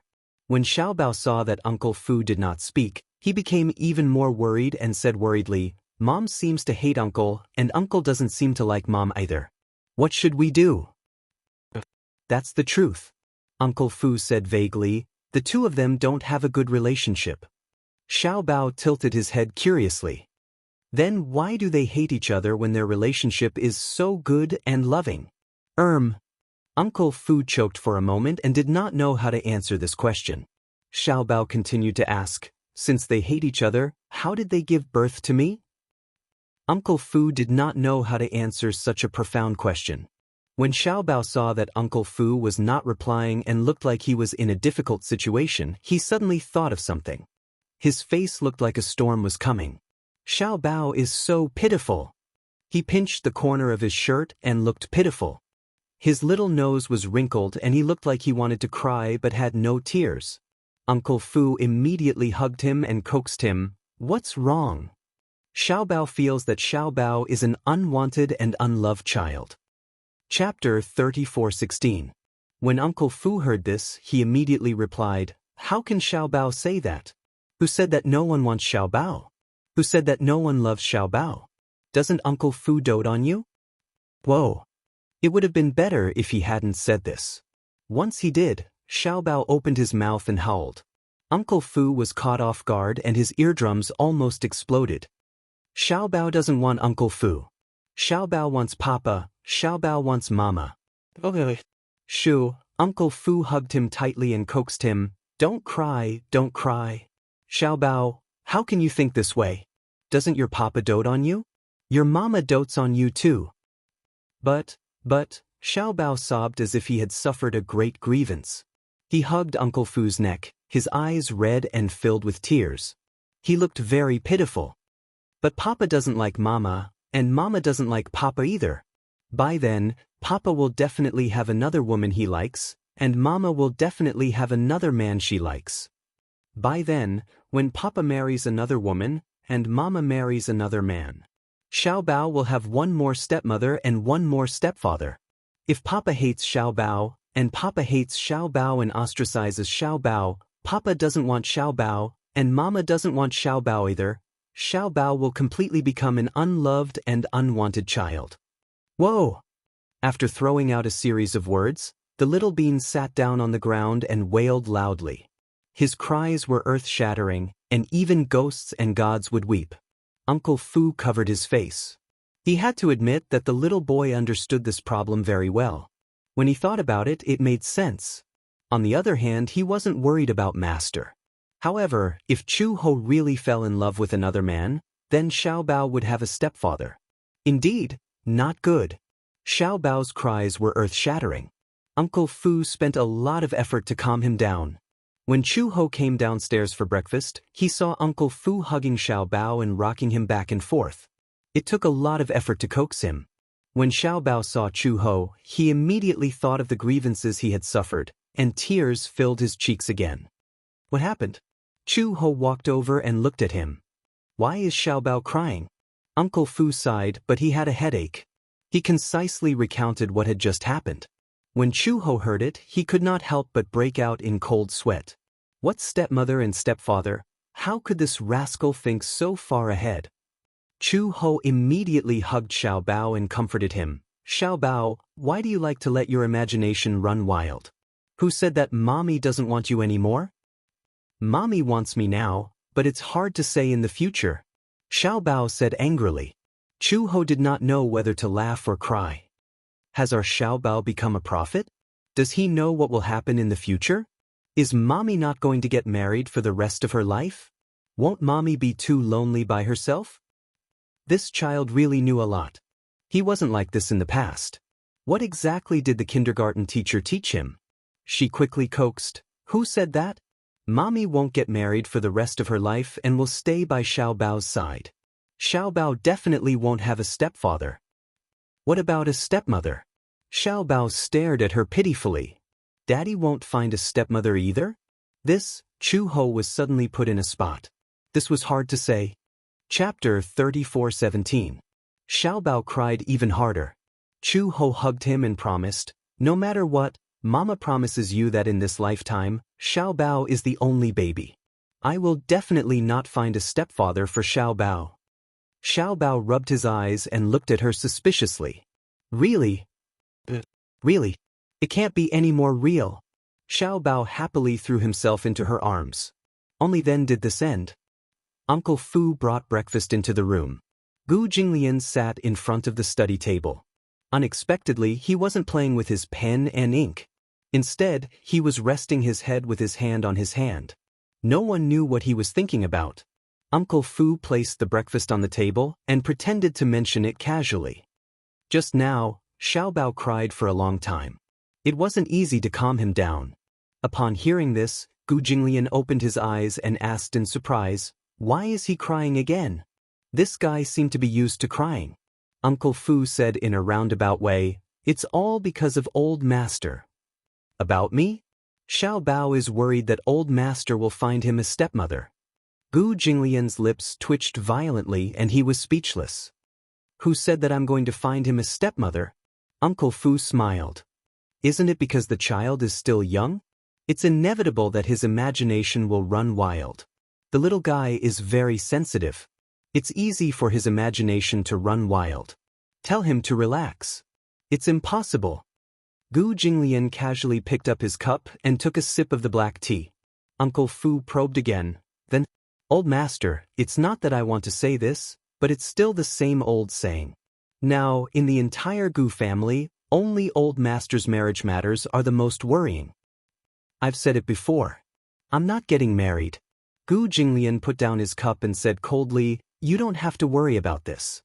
Uncle Fu sighed and said, how can I not worry? Master, do you have a girl in mind? No, Gu Jinglian said without thinking. Then, how about Chu Ho? Uncle Fu smiled. What do you think of her? Nothing. Gu Jinglian gradually became impatient. Are you here to talk nonsense with me?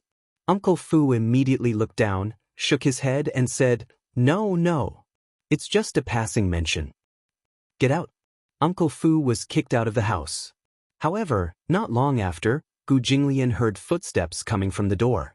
Then, the door was carefully pushed open, and a small head sneakily poked in. Gu Jinglian looked up, but from the corner of his eye, he caught a glimpse of a little girl sneaking into the room sneakily. What? Only when he spoke did Xiaobao realize that his whereabouts had been discovered. He immediately straightened his body and smiled brightly. Daddy! After yesterday's parent-teacher conference, he was almost used to saying this word. Gu Jinglian's ears were also pleased to hear this. However, he didn't have to think about it to know that the little guy's smile was so flattering that he must be up to no good. I have something to report. Xiaobao immediately walked to his side and lay on his lap. He asked curiously, Daddy, do you think Mommy is pretty? What kind of question was this? Gu Jinglian said coldly, She's average. Then do you think Mommy is good? Average. Xiaobao was not satisfied and asked again, Then, how did Xiaobao come about? Gu Jinglian was also choked by him. This guy seemed to have the ability to make others speechless. This question was really too difficult to answer. Chapter 34:18. Gu Jinglian gave a catch-all answer. You'll know when you grow up. Xiaobao racked his brains but could not figure it out. Don't always say that you'll wait for me to grow up. Because even when I grow up, I don't understand why you don't want my mother when she's so good. Gu Jinglian, when I grow up, I don't know why you two gave birth to me even though you two clearly hate each other. Xiaobao hugged his thigh in distress and said sadly, Daddy, do you know? Xiaobao thought that he didn't have a father when he was born. Other children have fathers, but Xiaobao doesn't. Xiaobao saw other children being carried and lifted up by their fathers every day. Why didn't Xiaobao have a father? Is it because Xiaobao isn't good enough? Why doesn't Daddy want Xiaobao? These words could be said to be extremely sad to hear. The little guy looked up and tilted his head. Suddenly he stammered, Actually, do you know? I'm still quite grateful to that auntie. She kidnapped me and brought me to this city. Otherwise, I wouldn't have met you, right? The auntie he was referring to was naturally Xianxia. If it weren't for her, he might not have known that he actually had a father in this lifetime. This father could be quite fierce at times. He spoke with a cold face like an iceberg and would even glare at him fiercely. Therefore, although there was hatred towards Xianxia, there was also a little gratitude. Somehow, he had found his father. However, looking at the seemingly irreconcilable cold relationship between Gu Jinglian and Chu Ho, he frowned for a moment. When he woke up in the morning, he overlapped Gu Jinglian's and Chu Ho's hands. Similarly, he harbored a beautiful wish. He did not intend to force them at all. It was just that he hoped that his father would truly be his father.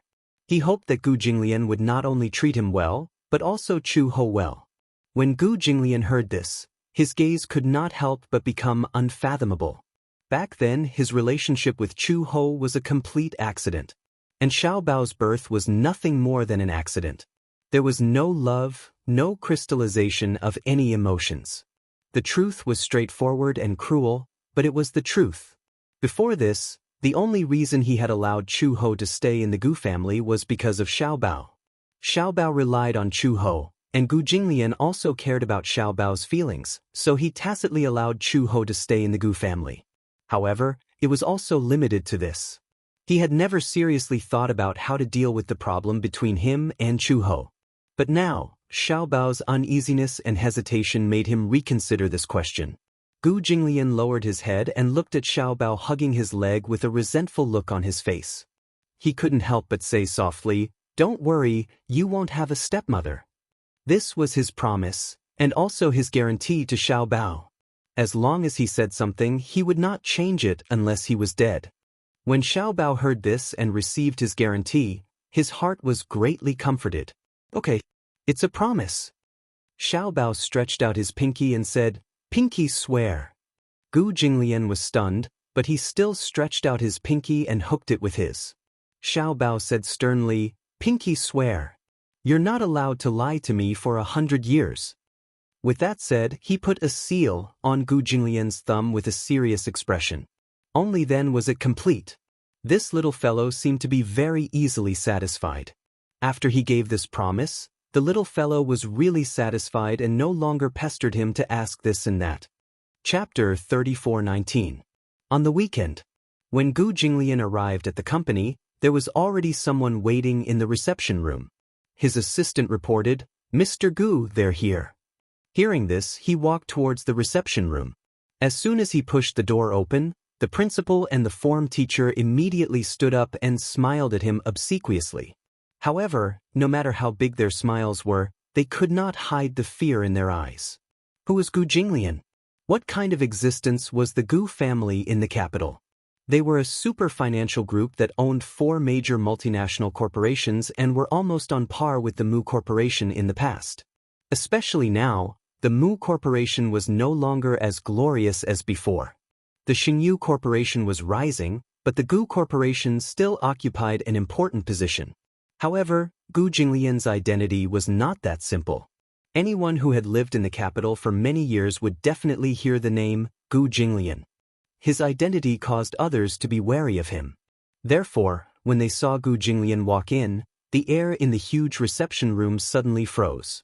Gu Jinglian turned back to his seat and glanced at them lightly. "Sit." Only then did the principal and form teacher dare to sit down. Seeing him was like seeing a saint. They were afraid of neglecting him. The form teacher sat uneasily, not knowing where to place her hands. Previously, at the parent-teacher conference, she did not know Gu Jinglian's background. However, after the parent-teacher conference, the principal hurriedly came to her and said that something had happened. She did not know what had happened. The principal asked her, "There's a child in your class called Gu Xianxia. Do you know his background?" She was still at a loss. It was not until the principal told her about Gu Jinglian's identity that she felt a lingering fear. She carefully recalled if she had neglected this man at the parent-teacher conference. Only when she was sure that she had not neglected him did she feel relieved. The principal said that something had happened in the parking lot. When she asked what had happened, the principal said that Li Nuhan's father's car had been smashed. It was said that it was a Porsche that had been smashed into scrap metal and was completely destroyed. With the engine destroyed, the car was equivalent to a wreck. It had lost a few million yuan. I rushed over just now. Nuhan's father said that Gu Qing's parents sent someone to smash the car. I looked at the name list and found out that Gu Qing's father is Gu Jinglian. Gu Jinglian. No wonder he had a displeased expression when he was asked to introduce himself. Hiding his background. Why did you smash the car for no reason? Although Gu Jinglian had a powerful background, judging from the parent-teacher meeting, he was definitely not the type to flaunt his power. He kept a low profile and did not touch other people's cars for no reason. He only smashed Li Xianlai's car. Teacher Shui had a good impression of Gu Jinglian. He was a gentleman, polite, and a man of few words, but he gave off a noble and elegant vibe. She had exchanged a few words with him. Although he was a little cold, he was definitely not overly arrogant. If the principal hadn't revealed his identity, she really wouldn't have known that he had such a background. The principal said that Li Xianlai probably did not like Gu Jinglian and stole his limelight at the parent-teacher conference. Therefore, he surrounded Gu Jinglian in the parking lot and wanted to reason with him. In the end, Nuhan was insensible and snatched Xiaobao's toy. Li Xianlai and Nuhan's mother did not stop her. Gu Jinglian was angry. Of course, the consequences of being angry were very serious. A million yuan Porsche was directly destroyed. It was tragic beyond compare. A car being destroyed was not scary, but what was scary was the aftermath. Chapter 34:20. The principal planned to talk to Li Xianlai on Monday. However, Li Xianlai brought Nuhan to the school on Saturday, saying that he wanted to transfer schools. Transfer schools? Li Xianlai did not mention the reason for the transfer. He only said vaguely, "There are some problems with the business, so we need to move out of town." The principal felt that this was not a simple matter, but Li Xianlai refused to say much. He only said that time was tight and that he needed to complete the procedures as soon as possible. It was not until the weekend that the principal found out that Li Xianlai was there because of Gu Jinglian that he decided to transfer the business to another city. With Li Xianlai's background, Gu Jinglian could crush him with his eyes closed. Li Xianlai knew that he was no match for this man. Therefore, he moved his family to another city. In the span of one night, they moved away. The principal was also trembling with fear. In the morning, he received a call saying that the CEO of the Gu family wanted to see them. He became more and more frightened, not knowing the reason for it. Gu Jinglian arrived an hour in advance. When Gu Jinglian walked in, the man's aura was so intimidating that the principal and Ms. Shui found it difficult to breathe. Teacher Shui glanced at the principal and saw that he was also sweating and uneasy.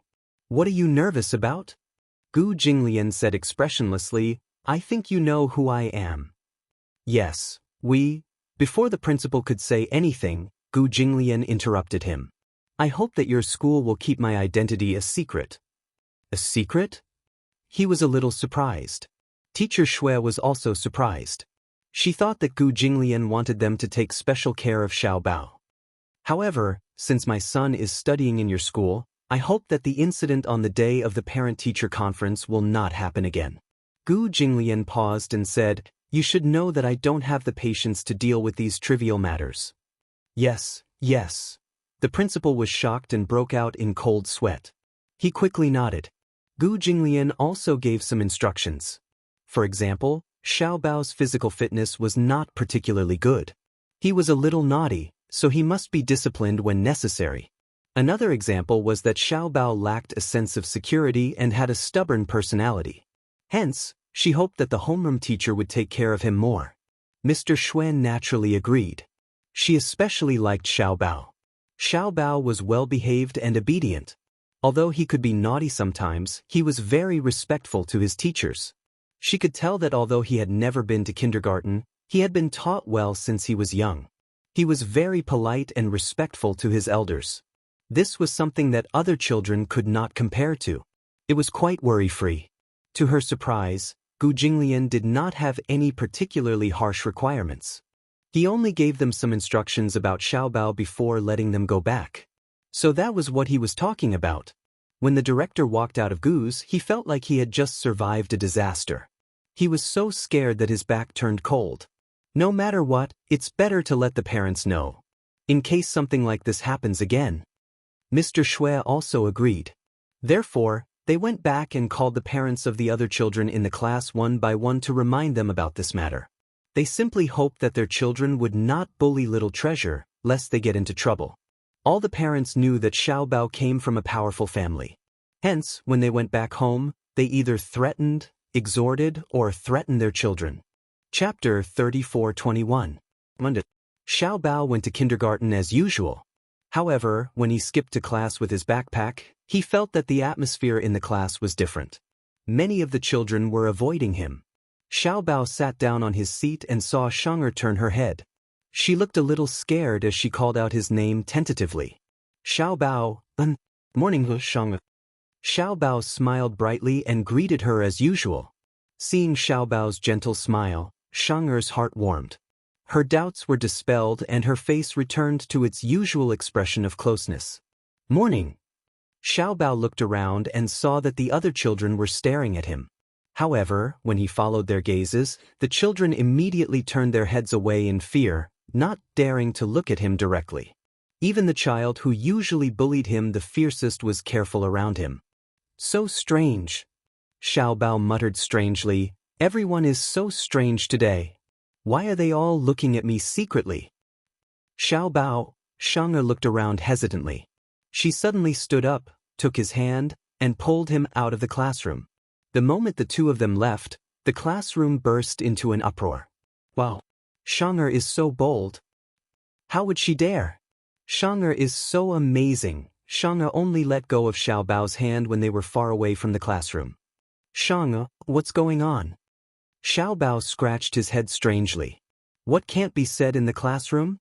Before Xianxia could say anything, Xiao Bao's eyes lit up and he immediately said, I know.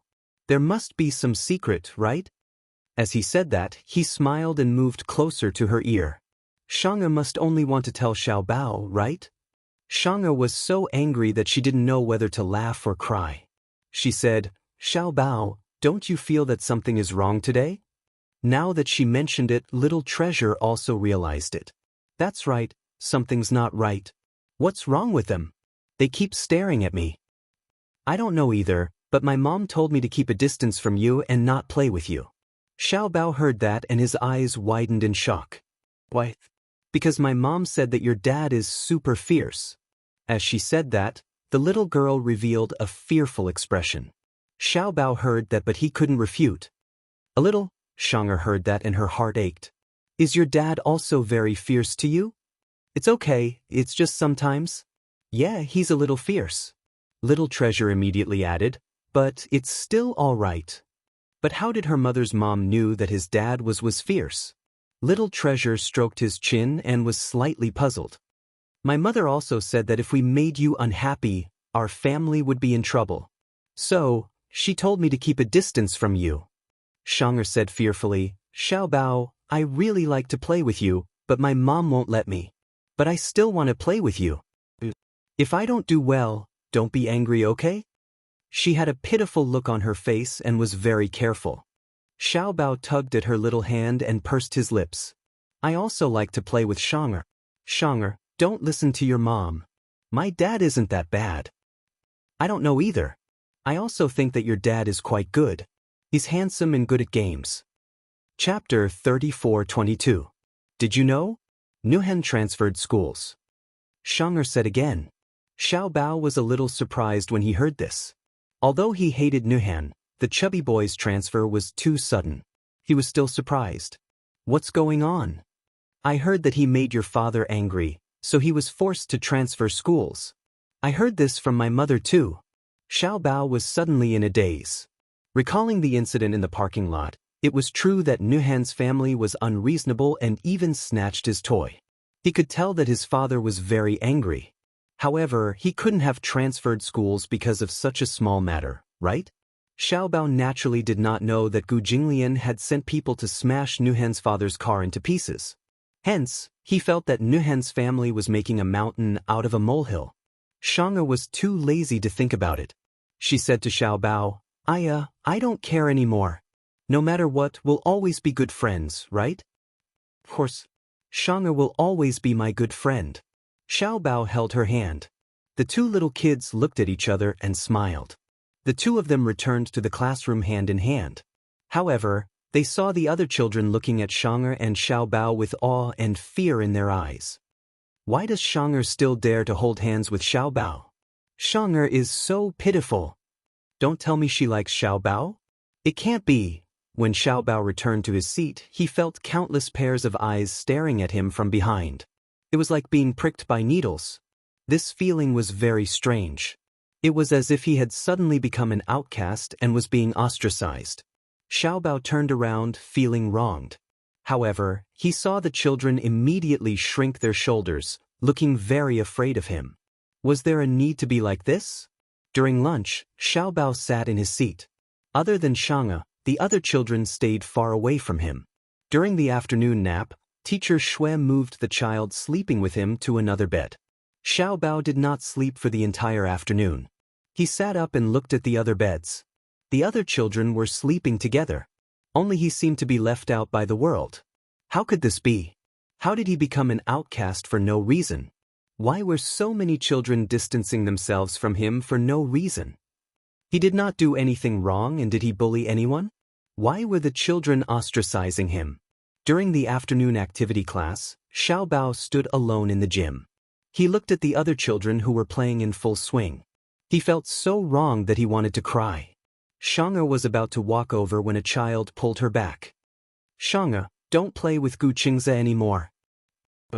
Because if you make Xiao unhappy, his father's if he's angry, who knows? The children whispered in her ear. Xianxia's expression became much more complicated. She was still hesitating when the other children pulled her away. She looked back at Xiao Bao 3 times with every step, reluctant to leave. Xianxia, seeing that Xianxia did not want to play with him, Xiao Bao's eyes turned red, but he forced himself not to cry. After school that night, Chu Ho came to pick him up. However, he saw him sitting in the classroom, motionless and unhappy. All the children were packing their bags nimbly. Only he was staring blankly at the empty table, his face full of worry. Chapter 34:23.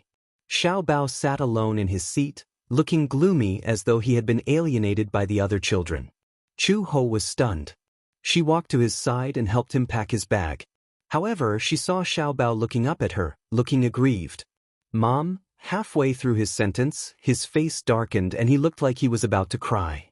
Chu Ho saw this and immediately squatted down. She hugged him and asked curiously, "What's wrong? Who bullied you?" "No one bullied me." Xiao Bao pursed his lips and said, "I'd rather someone bullied me." It was precisely because no one bullied him that he felt disappointed. It wasn't that he needed to be abused, but the feeling of being alienated was too lonely. "Mom, what did I do wrong? Why do all the children avoid me when they see me?" Chu Ho was also confused. That day, at the parent-teacher conference, she saw many children surrounding him. Xiao Bao was long and Xiao Bao was short. He was very popular. How did everything change after just one weekend? Xiao Bao poked his finger and said, "Did Xiao Bao do something wrong? How could that be?"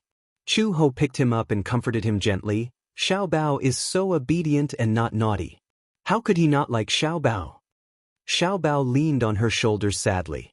He pursed his lips but didn't say anything. Chu Ho sighed helplessly. She carried him with one hand and carried her bag with the other. When she walked out of the classroom, a group of parents stared at her in shock. Wasn't she too awesome? She carried the child with one hand and carried her bag with the other. She didn't look like she was struggling at all. It was as though she was carrying a ball of cotton. How could this woman be so strong? How could they have known that Chu Ho was an Interpol officer? She used to be a mercenary and had undergone high-intensity physical training.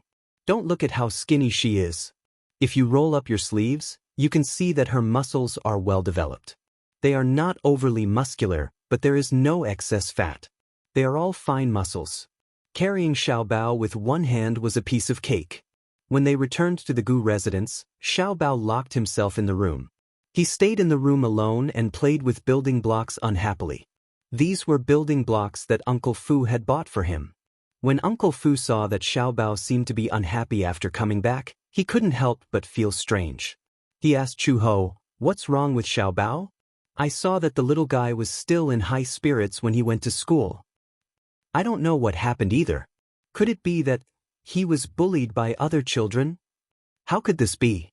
Chu Ho said, "I think a lot of children are alienated from him." "Alienate?" "Yes." Uncle Fu also started to worry. He had thought that this matter would pass quickly. He didn't expect the situation to worsen. It was fine on the first day, but on the second day, the children in the class didn't even look at him. Other than the homeroom teacher and the lifestyle teacher, the other children didn't dare to talk to him. Other than Xianxia, who was still the same as usual. But sometimes, the other children would run up to Xianxia and secretly say bad things about him. "Don't talk to Xiao Bao." For a moment, Xiao Bao was like a ghost in the class. He couldn't be mentioned at all. Xiao Bao suddenly felt depressed. How could it be like this? Was he some kind of plague? They were avoiding him as if he was something. How infuriating. Chapter 34-24. That day, Uncle Fu went to wake Xiao Bao up as usual. However, Xiao Bao refused to get out of bed no matter what. He curled up in his bed and refused to go to school. No matter how Uncle Fu coaxed him, he refused to move. In the end, he said, "Xiao Bao doesn't want to study anymore." When he said this, Uncle Fu realized the seriousness of the matter. It seemed that this little guy had met with some trouble in school. However, no matter how much Uncle Fu asked, Xiao Bao remained wrapped in his blanket. His small body curled up in his bed and he refused to talk to him. He only said, "The other children don't like me anyway. It doesn't matter if I go or not. So, I'm not going." When Uncle Fu heard this, he couldn't help but think of Gu Jinglian's childhood. At that time, when Gu Jinglian was in kindergarten, he had initially studied in a private international school. That school was of a higher class than the one Xiao Bao was studying in now. It was an international school. Hence, the children who attended the school were from other countries. Many of them were foreign workers, high-ranking officials in embassies, and senior management of multinational corporations. However, Gu Jinglian was the only one who had a special background. At that time, although the Gu family wasn't as powerful as it was now, they were still powerful enough to be on par with the Mu Corporation. In the beginning, when Gu Jinglian entered the school, the Gu family didn't emphasize his identity too much. However, Uncle Fu had forgotten the exact reason. It seemed that in the kindergarten, a child had provoked Gu Jinglian. In the end, the two children couldn't accept each other's words and started fighting. At that time, Gu Jinglian was only 5 years old.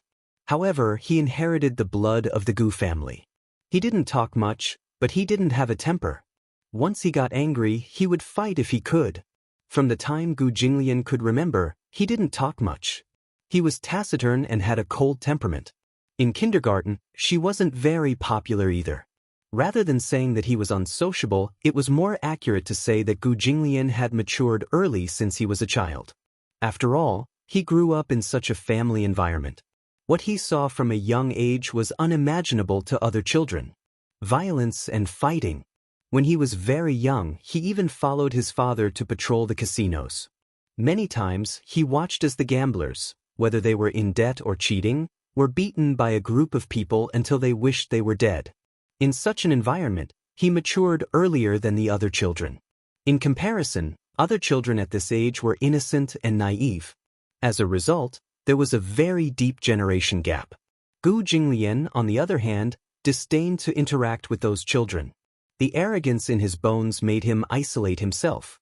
However, after entering kindergarten for a period of time, his cold personality had slightly improved. However, during that fight, he was careless and didn't know how to control the strength in his hands. As a result, the child was covered in cuts and bruises. 5-year-old children had always been good at imitating. Whatever the adults did, the child would watch from the side and imitate them. Usually, when children fought, they would either grab the child's clothes or give him a soft punch. However, Gu Jinglian pushed the child to the ground, picked up a small stool, and smashed it directly on him. His violent personality scared all the children in the class. However, Gu Jinglian didn't know that fighting like this was wrong. Chapter 34:25. What right did he have to give in to a weakling? When he fought, he also used all his strength, but Gu Jinglian was even more ruthless. Ever since that incident, little Jinglian was immediately quarantined by the children in class and became a dangerous person in everyone's eyes. From that day onwards, his character returned to his former cold, arrogant, and taciturn personality. No one could fit into his world anymore. When he reached primary school, Gu Jinglian no longer went to school. Instead, he hired a private tutor and studied at the Gu residence. At that time, the Gu family even specially built a private school. Uncle Fu did not expect that Xiao Bao would repeat the same mistake. This was not what he wanted to see. He only hoped that Xiao Bao could grow up safely and healthily like a child from an ordinary family. Seeing that Xiao Bao was really unwilling to go to school, Uncle Fu did not force him. Chu Ho stayed at the Gu residence to accompany Xiao Bao, while Uncle Fu rushed to the casino. "Ah, Master Gu. Master Gu, spare me, spare me. I won't do it again." A man's wailing and howling could be heard from the side room of the casino. Gu Jinglian sat calmly on the sofa, holding the teacup lid and gently taking a sip. Beside him, a few thugs picked up iron rods and smashed this person. "Didn't I warn you and give you 5 days to return the money? Do you really think we're a charity organization? Not only are you not returning the money, you're even running away. Where do you think you're running to?" The gambler hugged his head and curled up into a ball on the ground, trembling. He was beaten black and blue and had several broken bones all over his body. "Masters, spare me. Spare me. I won't dare to do it again. I won't dare to run away again. I won't run away again." This gambler owed the casino a few million yuan and had been in debt for 2 years. With the interest compounding, the principal and interest amounted to tens of millions of yuan. Gu Jinglian said that he did not want him to return the principal and interest. At least, he would be forgiven if he returned the principal and added 1 million yuan in interest. This was already considered extremely benevolent. In the end, after giving an ultimatum, this guy actually wanted to run away. However, the capital was so big and the Gu family's influence spread throughout the capital. Every little movement was under their control. Where could he run to? It didn't take much effort to capture him. Naturally, he had to teach him a lesson. The casino had two major sources of income. One was the probability advantage of the game. Don't talk about winning and losing, and don't brag about your amazing gambling skills. Gambling skills were a part of it, but it wasn't invincible. Regardless of the rules of the game, the banker's win rate was always above 60%. Other than that, the other part was through the use of high interest rates to become an objective source of profit. Usually, gamblers would want to make more money after winning money at the gambling table. Some games had a high threshold, so borrowing money was a natural thing to do. And those who lost money would naturally be unwilling to accept it. Therefore, they would also want to borrow money to win back the money they lost. They could not rule out the possibility that they were really lucky and won the money back. However, the money they won might not even be enough to pay the interest. If the winner continued to gamble, it was very likely that he would lose everything in an instant and fail at the last hurdle. In other words, very little of the casino's money flowed out. It would always be a cycle. However, some people just could not see through it. There were many people who lost their family fortune overnight. Very few people could leave the casino triumphantly. Chapter 34:26. When Uncle Fu pushed the door open and entered, the man was already on his last breath and was being dragged out. When Gu Jinglian saw him, he raised his eyebrows and asked, "Why are you here?" "Old master, something has happened," Uncle Fu said vaguely. "What's the matter?" He walked over to Gu Jinglian's ear and whispered a few words. When Gu Jinglian returned to the Gu residence, he went upstairs and hurriedly pushed open the bedroom door. He saw Chu Ho sitting by the window with a helpless look on his face. On the bed, the blanket was bulging. Xiao Bao was curled up under the blanket, motionless. "This guy," Gu Jinglian walked over and sat down on the side of the bed. He patted the bed gently with his large palm. The blanket was opened slightly. A pair of red eyes looked out through the opening. When he saw that it was Gu Jinglian, his eyes reddened even more. His eyes were filled with tears and he looked extremely aggrieved. Gu Jinglian glanced at him and his tone became gentler. "What's the matter? Why won't he go to school?" Xiao Bao sullenly shrunk back under the blanket. Even his eyes were not exposed. Gu Jinglian seemed to be deep in thought. He looked at Chu Ho, as if asking him what had happened with his eyes. Chu Ho said frankly, "He won't say anything. He's been like this since a few days ago.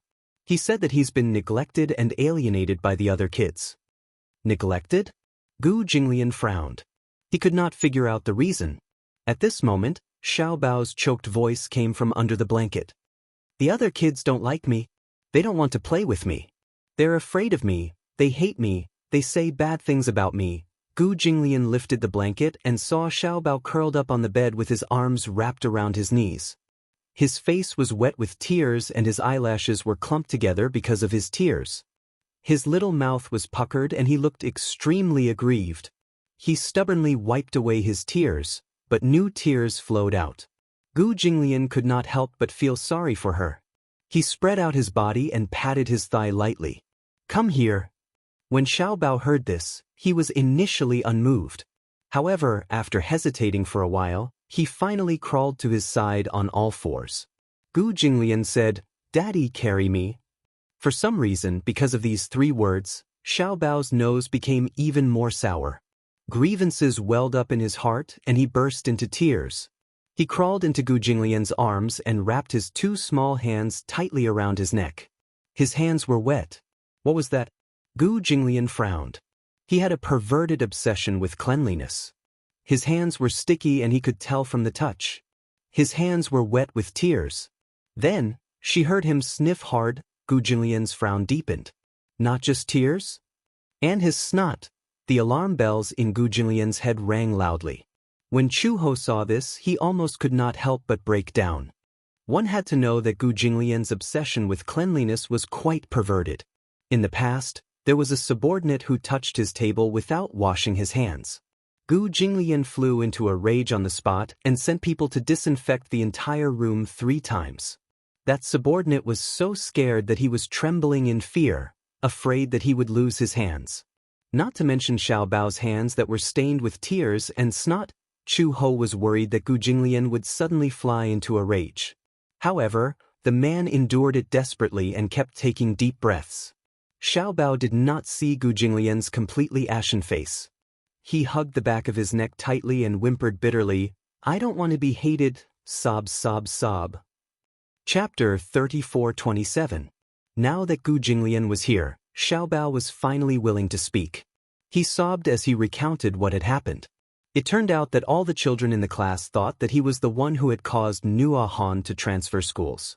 It was not that the children liked Nua Han, but because of what had happened to Nua Han, they were afraid of Xiaobao.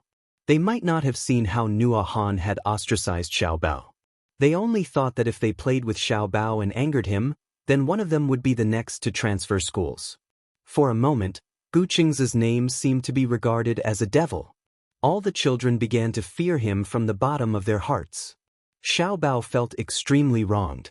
He felt that he had been isolated for no reason. Gu Jinglian's face darkened when he heard this. Uncle Fu had said that something had happened to Xiaobao. He had thought that it was something important and had taken time out of his busy schedule to come back.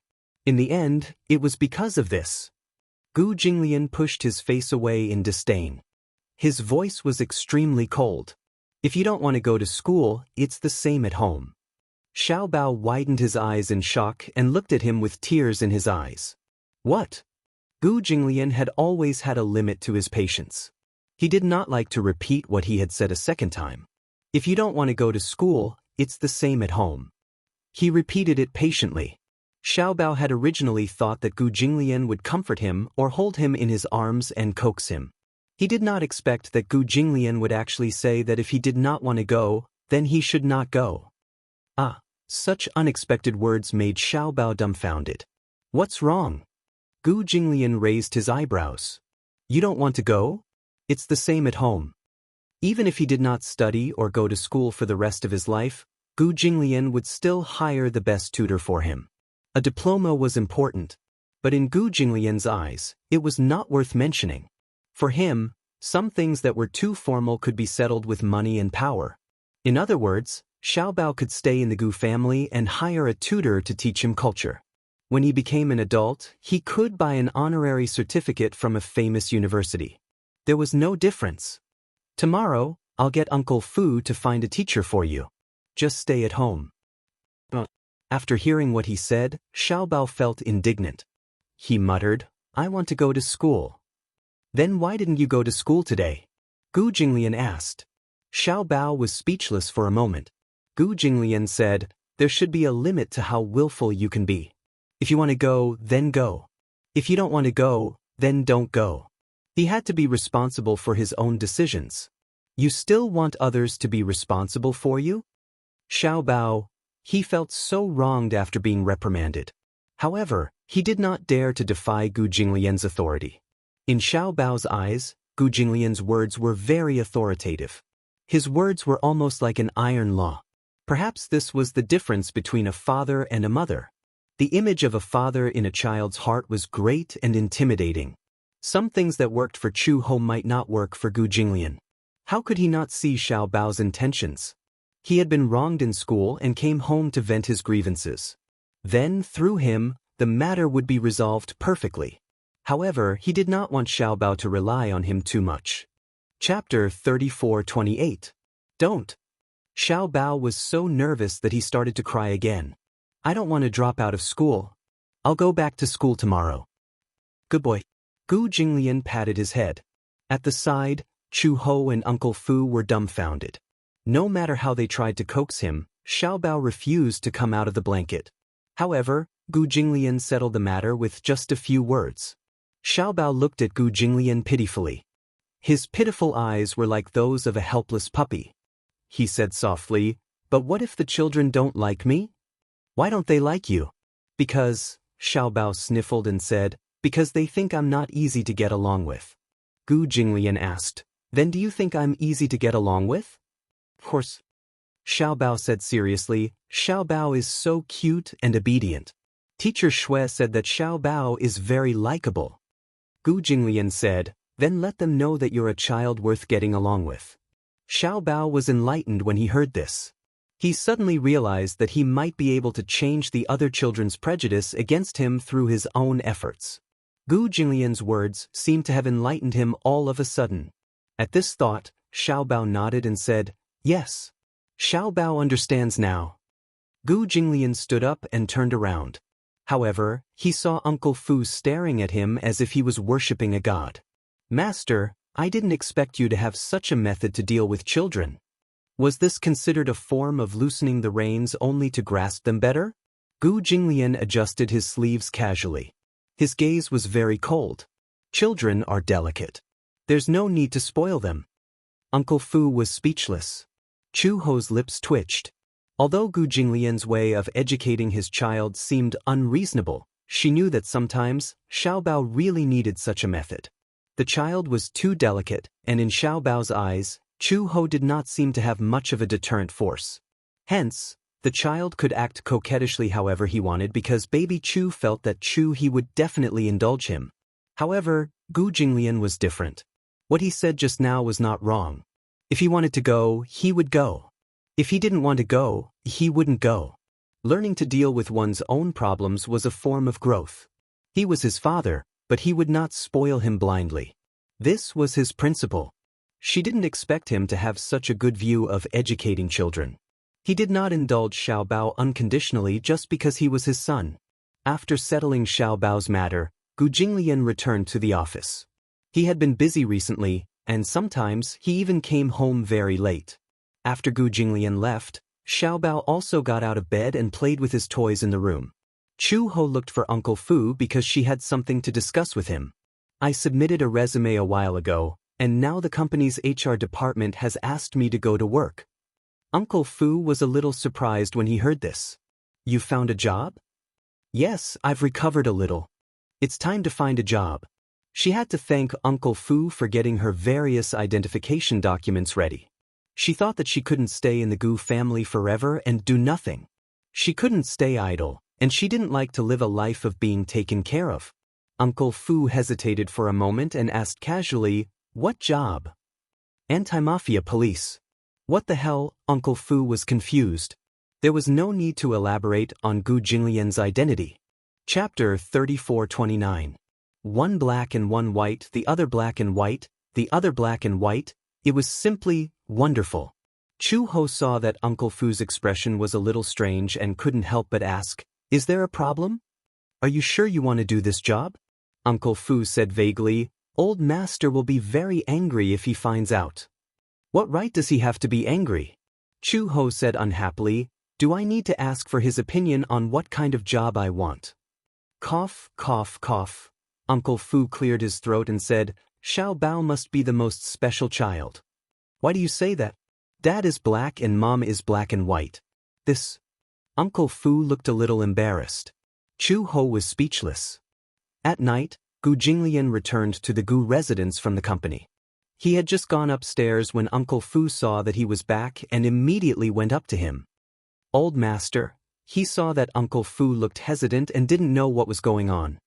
He raised his eyebrows and thought that something had happened to Xiao Bao again. "What is it?" "It's like this." Uncle Fu cleared his throat and wanted to talk to him about this matter. "Chu Ho has found a job." Gu Jinglian was slightly stunned when he heard this. Why is she looking for a job? She said that she wants to rely on herself to support herself. Uncle Fu said truthfully.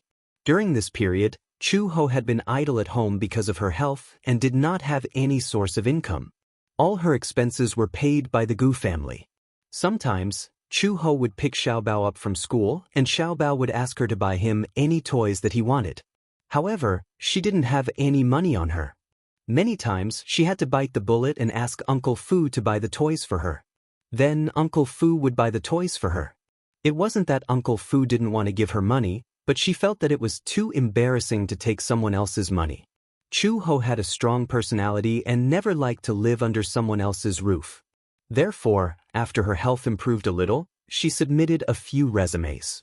In fact, the police station did not have an anti-gang position, but most police stations would have an anti-gang department. Thus, the anti-mafia police department was created. However, the organization of the anti-mafia department was different from that of the ordinary police. This department had even stricter requirements for the police. Other than skills and mobility, All other qualities had to be taken into consideration. However, the salary was not much higher, but it was a very dangerous job. Walking in the rain of bullets, it was rare to get injured, but it was common to lose one's life. Therefore, most of the people who were recruited for this profession were retired soldiers or those who were transferred from the special forces. Therefore, this position was not very glamorous, and it was very difficult to recruit anyone. After all, the mindset of young people nowadays was different from before. Their lives were above everything else. As an outstanding police officer of the Interpol, Chu Ho was naturally qualified for this job. Gu Jinglian seemed indifferent and asked casually, "What kind of work?" Uncle Fu said cautiously, "Police." Gu Jinglian was stunned. He turned around and looked at him in surprise. "Police?" "Yes. I heard that it's the anti-mafia police." Gu Jinglian was speechless. How dare she? Who does she want to go against? Uncle Fu was speechless. Gu Jinglian said unhappily, "Why did she want to do this job for no reason?" "Because there's no income." Chapter 34:30. Previously, when Chu Ho was still recuperating, Uncle Fu had asked Gu Jinglian for advice. After careful consideration, he decided to let Chu Ho stay for Xiaobao's sake. Moreover, he instructed Uncle Fu to transfer $3 million to her account every month. This was a considerable sum of money. After all, if she stayed in the Gu family, she would not need to spend money in most cases. $3 million was just her daily expenses. I did, but she didn't want it. Uncle Fu felt wronged and immediately tried to defend himself. She didn't want it?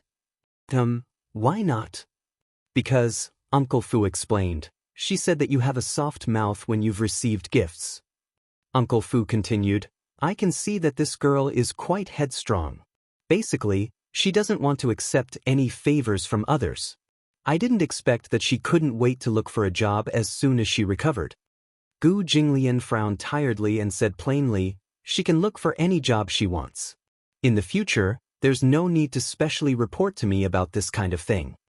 He turned around and went into his room, closing the door behind him. What a strange woman. Uncle Fu stood outside the door in a daze. It took him a while to come back to his senses and leave. The next morning, Xiaobao really got out of bed very early. Yesterday, Gu Jinglian's words to him were really effective. Hence, when Chu Ho came to the room, he was already dressed and packed his school bag. He looked ready to go. Chu Ho sent Xiaobao to school and reported to the police station. When they heard that there was a new trainee police officer who was directly employed in the anti-mafia department, many of the police officers in the police station were very curious. When Chu Ho appeared in the meeting room, everyone saw that she was actually a young woman. For a moment, they were stunned. Chu Ho stood in front of the podium with her hands behind her back. Her posture was straight and her expression was serious. However, her delicate and pretty face made it difficult for people to associate her with a well-trained anti-mafia police officer. In the anti-mafia department, there were very few female members. This position was extremely dangerous. Whenever he went in and out of certain places, it was inevitable that he would encounter unexpected situations. The reason why there was a vacancy in this position and the need for new blood was because 3 police officers were injured during a special mission. They had no choice but to transfer to the administrative department. Hence, there was a vacancy. Usually, this position had strict requirements and was strenuous and unrewarding. Hence, even retired soldiers who were not specially recruited were not willing to join. However, the sudden appearance of a woman in the morning meetings surprised everyone. Some of the police officers laughed contemptuously and secretly cursed. Could it be that they really couldn't find anyone? They actually recruited a little girl. Boss, why did you recruit a girl into the department? Some of the police officers questioned him. His words seemed to resonate with them. That's right. Is our team really unable to recruit any more people? They recruited a girl. I think it's strange too. This little girl has thin arms and legs. She doesn't have any skills, yet they still recruited her to drag us down? Everyone's doubts were not without reason. After all, women were at a disadvantage compared to men. Prejudice, of course, was unavoidable. Chapter 34:31. We still don't know who will be the one dragging us down. The moment she said that, a few of the burly police officers were indignant. Damn it, they were being teased by a newbie. And it was a woman. Looking at Chu-Ho's arrogant expression and her eyes full of sarcasm, it was obvious that she looked down on these senior police officers. One of the police officers slammed the table and stood up. Many of the people present were veterans, so they were all hot-blooded men. When they heard this, they could not sit still. The counselor at the podium saw this and scolded, "Sit down." "Captain, I told you to sit down. Did you hear me? You don't even want to obey my orders?" The anti-gang team was all about obedience. Usually, they could laugh and joke around, but when the captain gave an order, no one dared to disobey. The man snorted coldly and sat down. The counselor said, "Let me introduce you. This is the new trainee police officer of the anti-gang team. Her name is Chu-Ho. In the future, we will be comrades in our team. Please take care of us." Chu-Ho walked to the podium and stood in a standard posture. She introduced herself, "My name is Chu-Ho. Please take care of me." After that, she bent over and gave a standard bow to show her respect as a new police officer to her senior. After the morning assembly, Chu-Ho needed to register. Following that, there would be a week-long induction training and a 1-month internship. After a month, there would be a strict assessment.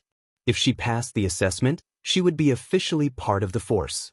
When Chu-Ho walked out of the door, a few of the police officers looked at each other and exchanged glances. One of the men walked towards her and reached out to grab her shoulder. Chu-Ho grabbed his arm without looking back. Then, almost like a sudden clap of thunder, she threw him into the backpack. There was a loud bang. The man was thrown to the ground heavily, and he arched his body in pain. The cold marble floor was cold and hard. Chu-Ho turned around expressionlessly and sneered. "If you wanted to test the skills of a newbie, you wouldn't have to resort to such a despicable method like a sneak attack." The man turned pale with fright as he stared at her in a daze. No matter how hard he tried, he couldn't figure out how Chu-Ho's seemingly delicate body contained so much energy. It was too terrifying. Chu-Ho clapped his hands lightly and said, "Unfortunately, I have to attend the training soon. Otherwise, I would be able to spar with Senior." Behind him, several police officers rushed out of the meeting room and stared blankly at the scene, feeling incredulous. "Brother, why are you flirting?" "Shameful." The man got up from the ground and clenched his fists. Just as he was about to walk toward Chu-Ho, the shorter police officer behind him immediately pulled him back. "All right, don't be impulsive. Don't make things difficult for a newcomer." "That's right, Brother Hui. Don't let your emotions affect your decisions. If the counselor finds out, you'll definitely be punished." Only then did the man restrain his anger, turn around and leave. Chu-Ho thought to himself, "You're crazy." The entire day was filled with training. However, what surprised the instructor was that Chu-Ho's aptitude was quite outstanding. Chu-Ho could complete some of the more difficult training tasks with extremely high standards. When the training ended, the instructor called Chu-Ho to the side and asked carefully, "Have you been a soldier before?" Chu-Ho raised his eyebrows and said indifferently, "Yes." "Retired veteran? Mercenary?" The instructor's mouth was wide open. Chapter 34-32. Chu-Ho used to be from a mercenary group and was a top mercenary. After that, he officially joined the Interpol and worked at the headquarters. The instructor asked again, "Did you really work as a mercenary?" "Not really." "Oh?" Chu-Ho said, "I used to be a police officer." "What police officer?" Chu-Ho said seriously, "I'm the top anti-corruption inspector at the Interpol headquarters." The instructor was at a loss for words. Interpol, that was an international police organization. They were the elites of the elites. They were all top international police officers. In other words, an anti-corruption inspector was a very high position. If he was really an anti-corruption inspector, he would receive a very high standard of reception when he went to other countries. Are you kidding?" The man looked incredulous. Chu-Ho said coldly, "Instructor, do I look like I'm joking?" The instructor was speechless. He didn't look like it. But, According to his understanding, the International Anti-Corruption Inspector changed every 5 years. The last one was indeed a female member. Moreover, this female member was the first in the history of anti-corruption inspectors to be a female. Could it be it was her? Then what was the point of teaching? She should be the one teaching him.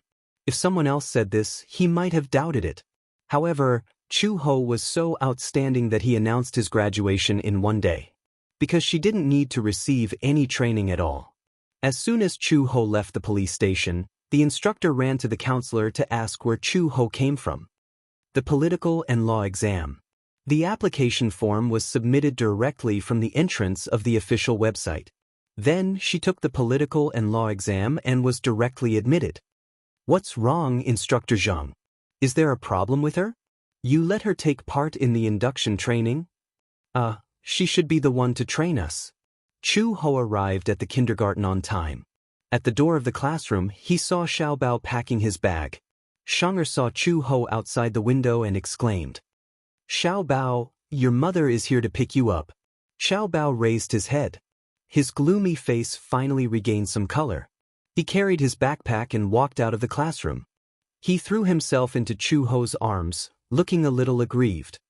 "Mom, the kids are still ignoring me." On the way back, Xiaobao was still unhappy. When Chu Ho asked him again, Xiaobao finally said, "I tried to talk to them, but they kept away from me, as if I was a big monster." He did as Gu Jinglian said and tried his best to be responsible for his own affairs. However, the child was still unwilling to talk to him. He was vexed. Chu Ho picked him up and kissed his rosy cheeks tenderly. "Don't rush. Take your time."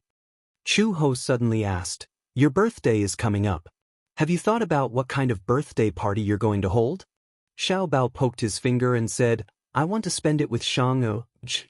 Chu Ho remembered. The little girl sitting in front of you? Yeah. Do you like her?" Xiaobao blushed and immediately said, "No, look at you. Your face is red. You still say you don't like her?"